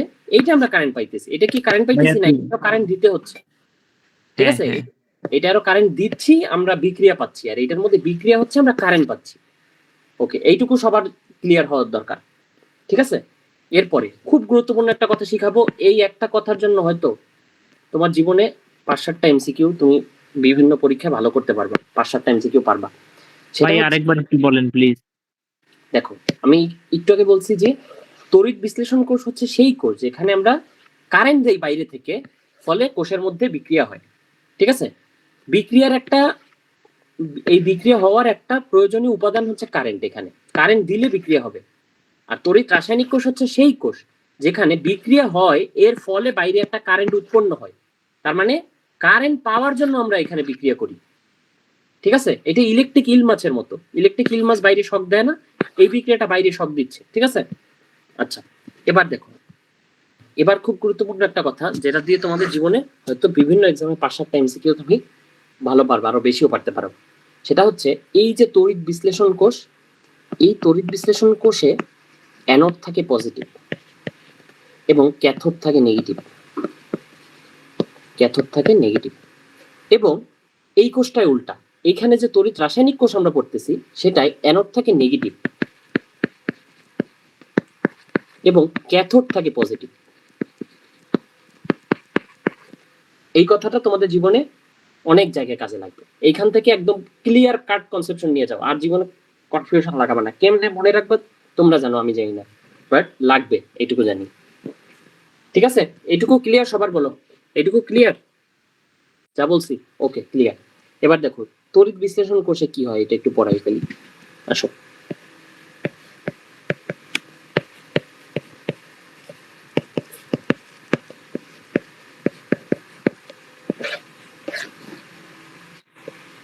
আহা এত বিচ্ছিরি অ্যাক্সিস, এটা ট্রায়াঙ্গেল হয়ে গেছে।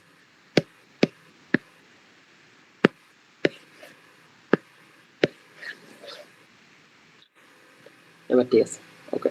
দেখো, সো তড়িৎ বিশ্লেষণ কোষে কি হয় মেইনলি, আমরা একটা তীব্র তড়িৎ বিশ্লেষ্য ইউজ করি। তোমাদের পড়া লাগবে তীব্র তড়িৎ বিশ্লেষ্য কি, মৃদু তড়িৎ বিশ্লেষ্য কি, এটা তোমাদের পড়া লাগবে, ঠিক আছে?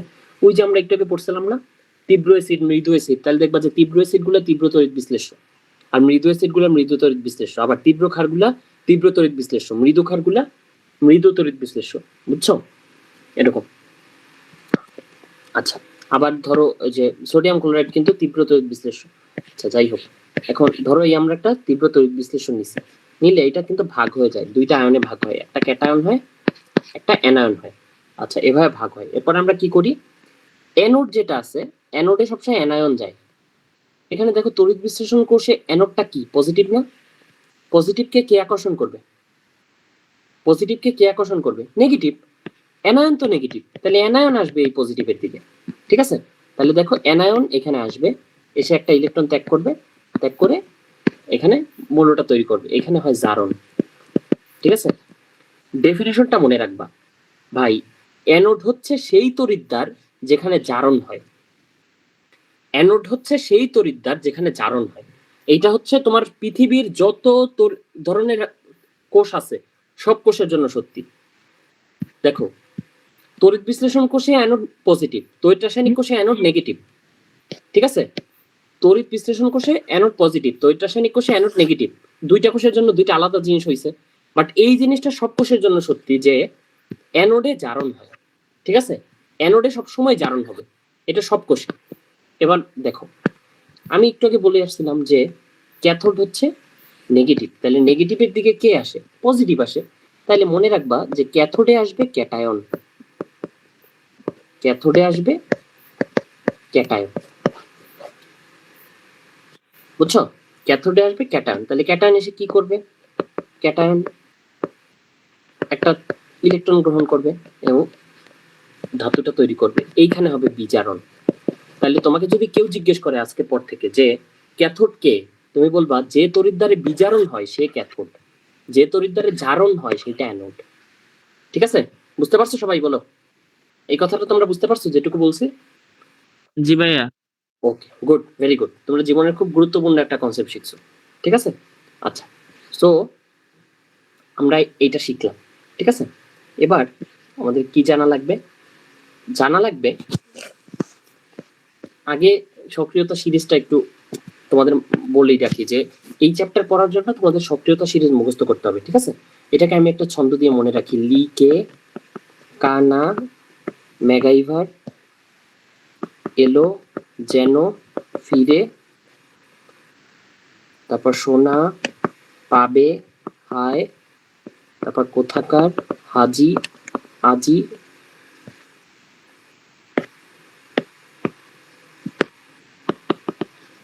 পিটাবে আমায়। সবার কি এই সিরিজটা মনে আছে? আমাকে একটু, যে 8 জন আসো ক্লাসে, সবাই একটু বলো যে সবার এইটা মুখস্থ আছে কিনা, নাকি আমি ছন্দটা লিখে দিব? বলো তো, চ্যাট বক্সে বলো, সবাই কনফার্ম করো সবার মুখস্থ আছে কিনা। এটা সবার মুখস্থ থাকতে হবে। লিখে দিতে বলছো, ওকে লিখে দিই।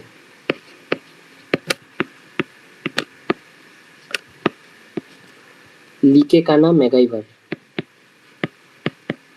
ম্যাগাইভার একটা সিরিজ ছিল আগে, হচ্ছে একটা কার্টুন সিরিজ, আমার আম্মুরা দেখতো।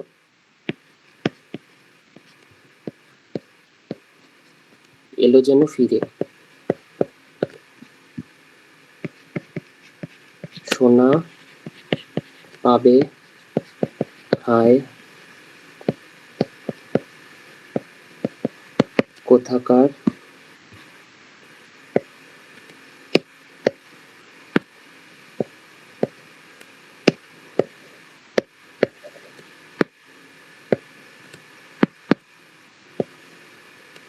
ধরো ঝামেলা করতেছে।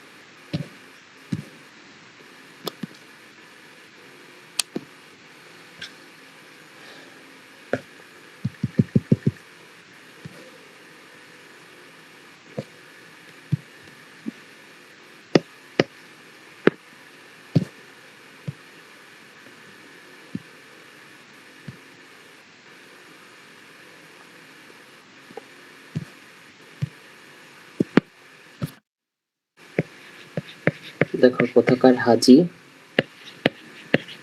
আজি পিটাবে আমায়, ঠিক আছে?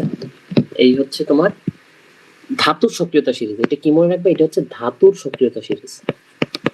ধাতুর সক্রিয়তা সিরিজ। তাহলে আমাকে একটু বলো তো যে কোন ধাতুটা সবচেয়ে সক্রিয়? এই লিথিয়াম সবচেয়ে সক্রিয়, নাকি এই নিচে সোনা সবচেয়ে সক্রিয়? গোল্ড বেশি সক্রিয় নাকি লিথিয়াম বেশি সক্রিয়? বলো বলো। সোনা। গোল্ড বেশি সক্রিয়? এটা একটা কথা বললা? এটা একটা কথা হইলো? বলো। গোল্ডকে আমরা দামি কেন বলি? কারণ সে বেশি সক্রিয় না, সে কারোর সাথে বিক্রিয়া করে না, এই জন্য না গোল্ড এত ইনটেক থাকে, এত চকচক করে। ও যদি কারোর সাথে বিক্রিয়া করে ফেলতো তাহলে এটা এত চকচক করতো? তাহলে তো বাতাসের অক্সিজেনের সাথে বিক্রিয়া করে কালো কালো হয়ে যাইতো গোল্ড,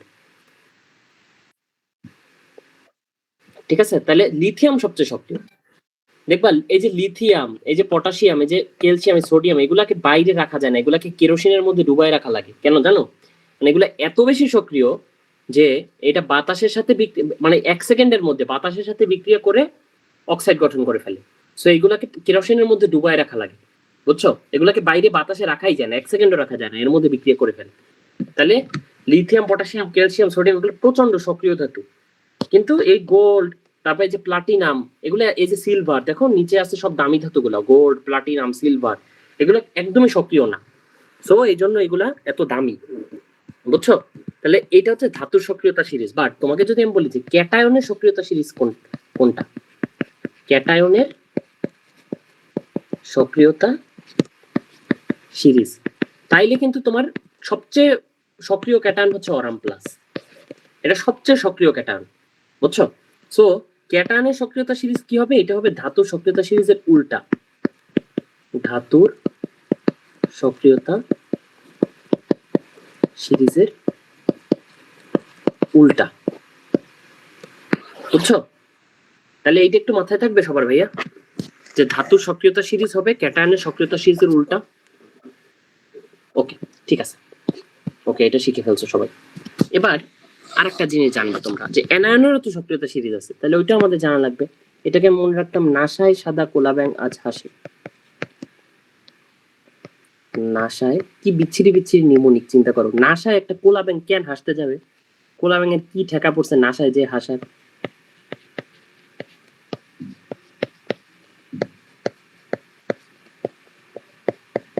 ঠিক আছে, নাসায় সাদা কোলা ব্যাঙা হাসি দিয়ে বোঝায়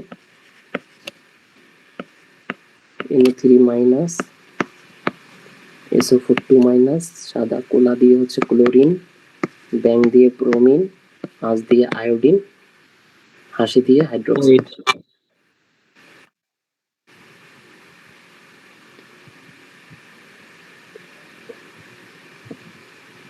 ওকে, ঠিক আছে, এই হচ্ছে নাসায় সাদা কোলা ব্যাঙা হাসি। হ্যাঁ হইতে পারে, ঠিক আছে। নাসা কিন্তু এনডিসির পোলাপাইন কিছুদিন আগে ঘুরে আসছে। তোমরা যদি এনডিসিতে ভর্তি হও, তোমাদের যদি সুযোগ হয় তোমরা ঘুরে এসো।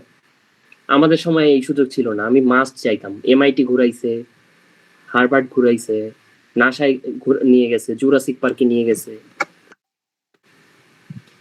8 লাখ টাকা না, 8 লাখ না, 6 লাখ টাকা লাগছে। 6 লাখ টাকা কোনো ব্যাপার না। আমেরিকার ভিসা তুমি যদি 6 লাখ টাকা নিয়ে ঘুরো, তোমাকে কেউ দিবে আমেরিকার ভিসা? 6 লাখ টাকা যদি তুমি আমেরিকার ভিসা পেয়ে যাও, এরপরে তুমি ফিউচারে যদি আমেরিকার কোনো ভার্সিটিতে পড়তে যাও, তখন তোমার জন্য এটা কত ইজি হবে তুমি চিন্তা করতে পারো। ওরা যে ফ্যাসিলিটি দিছে, এটা 1 কোটি টাকার ফ্যাসিলিটি, এটা 6 লাখ টাকায় দিছে। তোমার ফ্রি তো কেউ কোথাও নিবে না। তুমি যদি এখান থেকে সুন্দরবন যাইতে চাও, তাও তো তোমার একটা ফি দিতে হবে না? তো তুমি কেমনে ভাবো যে তুমি আমেরিকা বিনা টাকা যাবা? আচ্ছা, তাহলে এইটা হচ্ছে কিন্তু এটা হচ্ছে অ্যানায়নের সক্রিয়তা সিরিজ, ঠিক আছে? এটা হচ্ছে অ্যানায়নের সক্রিয়তা সিরিজ, এটা একটু মাথায় রাখবা সবাই।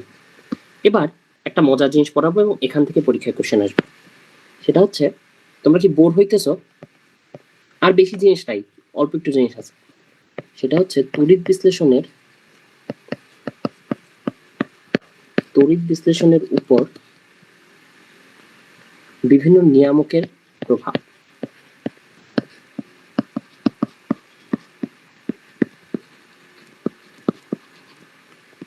দেখো, আমি একটু আগে বলছি না যে বিভিন্ন আয়ন, অনেক আয়ন আছে বেশি সক্রিয়, অনেক আয়ন আছে কম সক্রিয়, ঠিক আছে?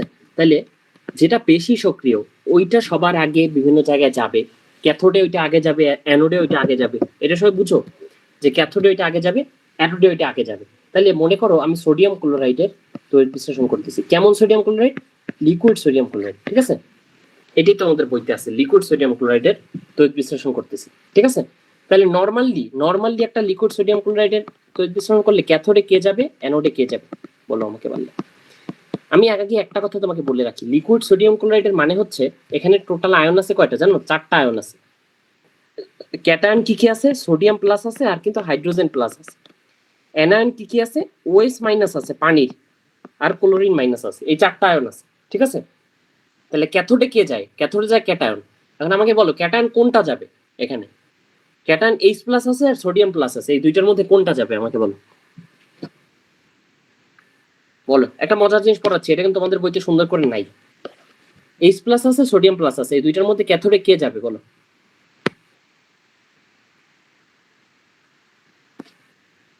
বলো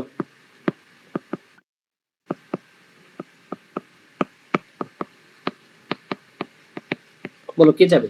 সোডিয়াম যাবে। কেন সোডিয়াম যাবে একটু বলো তো, মাইক অন করে একজন বলো আমাকে, কেন সোডিয়াম যাবে? তোমার যেটা মনে হয় ওইটাই বলো আমাকে, সমস্যা নেই।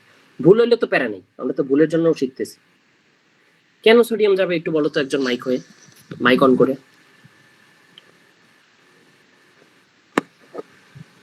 পারবা কেউ ভাইয়া?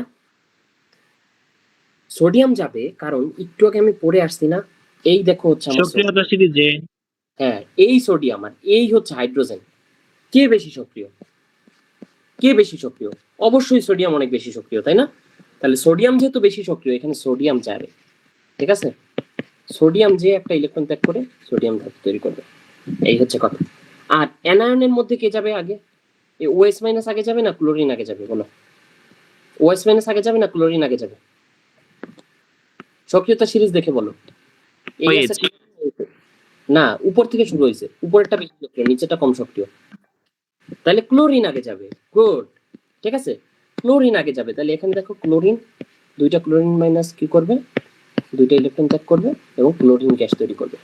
এই, তাহলে তোমাকে যদি এখন আমি জিজ্ঞেস করি যে সোডিয়াম ক্লোরাইডের তড়িৎ বিশ্লেষণে ক্যাথোডে কে যায়, অ্যানোডে কে যায়, এই ধরনের এমসিকিউ যদি আসে, এই 4টা যদি অপশনের মধ্যে থাকে, তাহলে তুমি কি পারবা নাকি পারবা না বলো? পারবা নাকি পারবা না বলো? পারবা, ঠিক আছে? এটাই হচ্ছে এই ক্লাস করার আগে এবং পরে তোমার পার্থক্য। এবার আরেকটা জিনিসের উপর কিন্তু ডিপেন্ড করে, খালি যে সক্রিয়তা সিরিজের উপরে ডিপেন্ড করে তাইলে তো জীবন সহজ হয়ে যাইতো, কিন্তু কেমিস্ট্রি কিন্তু সহজ কিছু না, এখানে প্রচুর ব্যতিক্রম থাকে। তাহলে সেই ব্যতিক্রম কি? তড়িৎদ্বারের প্রকৃতি। তড়িৎদ্বার হিসেবে তুমি কি নিছো এটার উপরেও ডিপেন্ড করে। ধরো তুমি তড়িৎদ্বার হিসেবে নিছো প্লাটিনাম, ঠিক আছে? তারপর তুমি কি করছো? সোডিয়াম ক্লোরাইডের তড়িৎ বিশ্লেষণ করছো। সোডিয়াম ক্লোরাইড একুয়াস,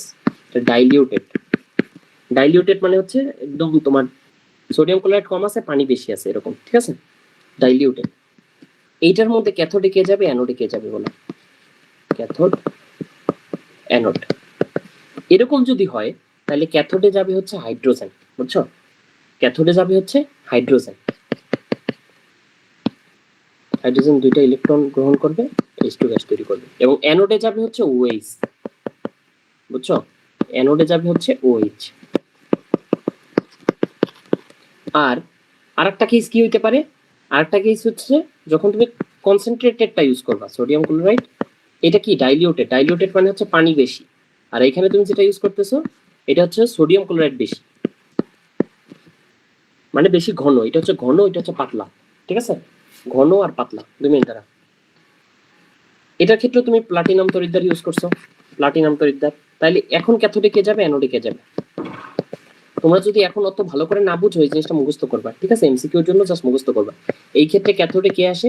এই ক্ষেত্রে ক্যাথোডে আগের বারও হাইড্রোজেন আসছিল, এবারও হাইড্রোজেন আসে, H2 গ্যাস তৈরি করে। বাট অ্যানোডে এই সময় কিন্তু ক্লোরিন আসে। তোমাদের বইয়ের মধ্যে এটা ভাই আগের বই। বুঝতে পারছি না কিভাবে কোশ্চেনটা করছেন, আরেকবার একটু বলেন প্লিজ। আচ্ছা দেখো, আমি বলছি যে শুরুতে সোডিয়াম ক্লোরাইডের তড়িৎ বিশ্লেষণে ক্যাথোডে কে আসছে? সোডিয়াম আসছে। অ্যানোডে কে আসছে? ক্লোরিন আসছে। কেন এই কাহিনীটা হয়েছে? কারণ সোডিয়ামের সক্রিয়তা বেশি, ক্লোরিনের সক্রিয়তা বেশি, এইটাই স্বাভাবিক নিয়ম। কিন্তু ব্যতিক্রম কখন হয়? যখন আমরা প্লাটিনাম তড়িৎদ্বার ইউজ করি। প্লাটিনাম তড়িৎদ্বার ইউজ করলে যখন আমরা লঘু সোডিয়াম ক্লোরাইড নেই তখন ক্যাথোডে আসে হাইড্রোজেন, অ্যানোডে আসে OH মাইনাস, লঘু নিলে। যখন আমরা ঘন সোডিয়াম ক্লোরাইড নেই তখন কি হয়? ক্যাথোডে ঠিকই হাইড্রোজেন আসে, বাট অ্যানোডে আসে ক্লোরিন। কেন ক্লোরিন আসে? কারণ এখানে ক্লোরিনের ঘনত্ব বেশি থাকে। নর্মাল একটা দ্রবণের ক্লোরিনের থাকে এখানে 10⁻36 গুণ ক্লোরিনের ঘনত্ব বেশি থাকে। সো এখানে ক্লোরিনটা আসে, ঠিক আছে? ঘনত্বের কারণে এখানে আসে, বুঝছো? সো এই জিনিসটা তোমার জানা লাগবে। জি ভাইয়া বুঝতে পারছি। ওকে, আর একটা জিনিস আছে তোমাদের শিখাবো কিনা বুঝতেছি না, আচ্ছা বলে দেই। সেটা হচ্ছে আমরা প্লাটিনাম তড়িৎদ্বার না ইউজ করে মার্কারি তড়িৎদ্বার ইউজ করতে পারি। মার্কারি তড়িৎদ্বার যদি আমরা ইউজ করি তাহলে ক্যাথোডে ঠিকই সোডিয়াম আসে। নরমাল নিয়ম কি? ক্যাথোডে সোডিয়াম আসা, তাই না?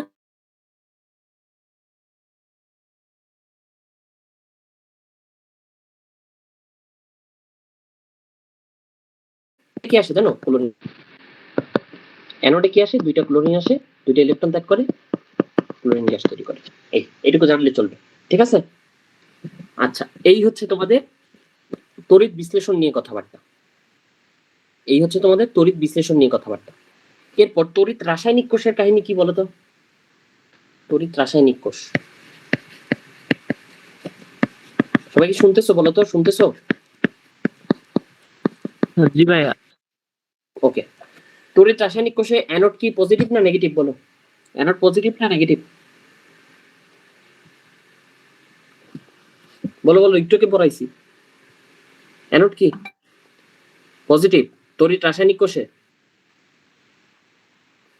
উল্টা বলছো, তড়িৎ রাসায়নিক কোষে অ্যানোড নেগেটিভ, ক্যাথোড জি ভাইয়া মাইনাস।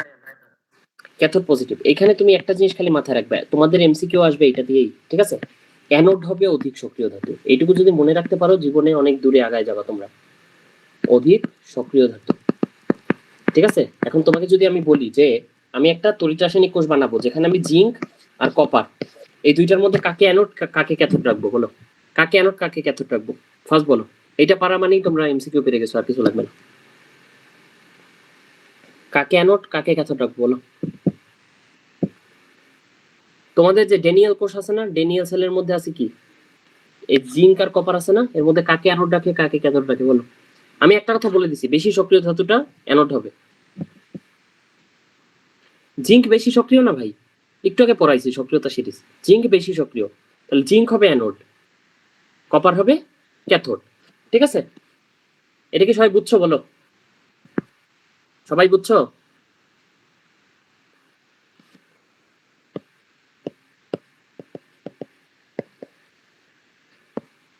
আর আয়ন সমতা রক্ষা করার জন্য আমাদের কি করা লাগে? লবণ সেতু ইউজ করা লাগে। লবণ সেতুতে নরমালি আমরা KCl ইউজ করি, ঠিক আছে? নরমালি আমরা KCl ইউজ করি। এইটুকু জানবা, শেষ, আর কেউ জানা লাগবে না তোমাদের জন্য এইটুকু জানাই এনাফ।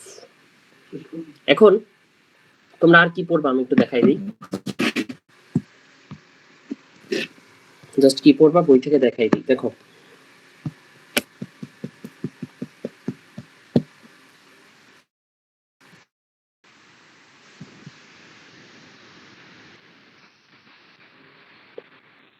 দেখো প্রথমত কি পড়বা, এই যে চারটা না, এই চারটার মধ্যে কয়েকটা জিনিস মনে রাখার চেষ্টা করবা। এক হচ্ছে কার্বন হাইড্রোজেন, 2 নম্বরে কার্বন একক বন্ধন, দ্বিবন্ধন আর ত্রিবন্ধন, এই তিনটা মনে রাখার চেষ্টা করবা। আর হচ্ছে কার্বন অক্সিজেন মনে রাখবা, ঠিক আছে? কার্বন অক্সিজেন এটা লাগবে না, কার্বন অক্সিজেন একক বন্ধন এটা লাগবে। এইটা তাহলে এইটা মনে রাখবা, এইটা মনে রাখবা, এইটা এইটা এইটা এই কয়টা মনে রাখবা এখানে, ঠিক আছে? এই কয়টা মুখস্থ করবা। সেকেন্ডলি কি মনে রাখবা, প্রত্যেকটা বিক্রিয়ার কোষ্টা, প্রত্যেকটা বিক্রিয়ায় কোন কোন বিক্রিয়া কত ডেলএইচ এর মান, এটা মাস্ট, এটা না জানলে আর কিছু বলার নেই। কোন বিক্রিয়া কত ডেলএইচ এর মান এটা মনে রাখাই লাগবে, ঠিক আছে? কোন বিক্রিয়া ডেলএইচ এর মান কত, বইয়ের মধ্যে যে কটা উদাহরণ দেওয়া আছে সবগুলা। থার্ড, ধাতুর সক্রিয়তা সিরিজ, ক্যাটায়নের সক্রিয়তা সিরিজ, দুইটা মনে রাখা লাগবে, ঠিক আছে? ধাতুর সক্রিয়তা সিরিজ, ক্যাটায়নের সক্রিয়তা সিরিজ, অ্যানায়নের সক্রিয়তা সিরিজ মনে রাখা লাগবে। তারপর কি করবা, তারপরে হচ্ছে তোমাদের একটা জিনিস আছে, এই বিক্রিয়াটা মুখস্থ করতে হবে। এই বিক্রিয়াটা একদম হুবহু মুখস্থ থাকতে হবে। এখানে দেখো, এখানে 235 আর 136, এখানে 141 প্লাস 92 প্লাস 3 236, আবার নিচেও দেখবা সমান আছে, এখানে 92 আর এখানে হচ্ছে 56 যোগ 36 92। এখানে কিন্তু ভরবেগের সংরক্ষণশীলতা সূত্র বোঝায় আছে। এবং এই বিক্রিয়াটা ফিউশন বিক্রিয়া, দুইটার বিক্রিয়াটা মুখস্থ থাকতে হবে। এই, ঠিক আছে? এরপরে জানবা কি, এই যে কোনটা ড্রাই সেলে কি ইউজ হয়, তারপরে হচ্ছে কোনটা এটা পরিবেশের জন্য ক্ষতিকর, কোনটা ক্যান্সার তৈরি করে, এইসব মুখস্থ জিনিস তো তোমার জানা লাগবে। টর্চ লাইটে কোন ব্যাটারি ইউজ হয়, ল্যাপটপে কোন ব্যাটারি ইউজ হয়, এটা জানবা। কোন জায়গায় ক্যাডমিয়াম ব্যাটারি, কোথায় লেড ব্যাটারি, এগুলো মনে রাখা লাগবে। এইটুকু যদি তুমি পড়তে পারো তাহলে এই চ্যাপ্টার। ইলেকট্রোপ্লেটিং তো এখানে তো সিকিউতে আসতো, এটা হচ্ছে এডমিশন টেস্টের জন্য লাগবে না। এখানে মনে রাখা লাগতে পারে। যদি বলা হয় যে ইলেকট্রোপ্লেটিং কাকে বলে, তাহলে তো এটা কম সক্রিয় ধাতুর উপর অধিক সক্রিয় ধাতুর প্রলেপ দেওয়া কি তো হ্যাঁ, এখান থেকে ইলেকট্রোপ্লেটিং বলে, তাই না? আসতে পারে হচ্ছে ইলেকট্রোপ্লেটিং এ তুমি চামচটাকে ক্যাথোডে রাখবে না অ্যানোডে রাখবে, তারপর যে ধাতুটা দিয়ে প্রলেপ দিতে চাও ওইটা ক্যাথোডে রাখবে না অ্যানোডে রাখবে। ওইটা নিয়ে কিন্তু একটু আগে আমি বলছি যে কম সক্রিয় ধাতুটা সবসময় ক্যাথোড থাকবে আর বেশি সক্রিয় ধাতুটা অ্যানোড থাকবে, ঠিক আছে? আচ্ছা, এইটাই হচ্ছে তড়িৎ রাসায়নিক কোষের আর কি একটা কথাবার্তা। আচ্ছা, তাহলে এটা তো বুঝছো, কি কি আসবে বুঝছো সবাই, বলো। ভাইয়া নিউক্লিয়ার চেইন বিক্রিয়া, নিউক্লিয়ার চেইন বিক্রিয়া, দুইটা বিক্রিয়া মুখস্থ করবা, আর কিছু লাগবে না, খালি দুইটা বিক্রিয়া মুখস্থ করবা, বলে দিছি না? এই বিক্রিয়া দুইটা বিক্রিয়া মুখস্থ করবা। নিউক্লিয়ার চেইন বিক্রিয়া নিয়ন্ত্রণ করে কিভাবে বলো তো, নিয়ন্ত্রণ করে কি দিয়ে?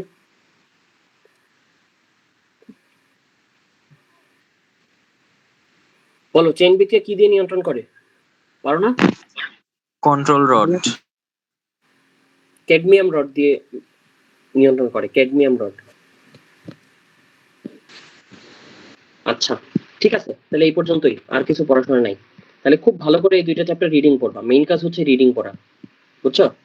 ক্লাস হচ্ছে তোমাদের কঠিন জিনিস কনসেপ্ট গুলো জাস্ট বোঝানোর জন্য, আর কোন জিনিস যদি মুখস্থ করা কষ্টকর হয় ওইটা একটু বোঝানোর জন্য যে এটা মুখস্থ করা কষ্টকর। বাট মেইন তোমাদের যে জিনিস করতে হবে, বই ভালো করে রিডিং করতে হবে, ঠিক আছে? রেকর্ড অফ করলাম।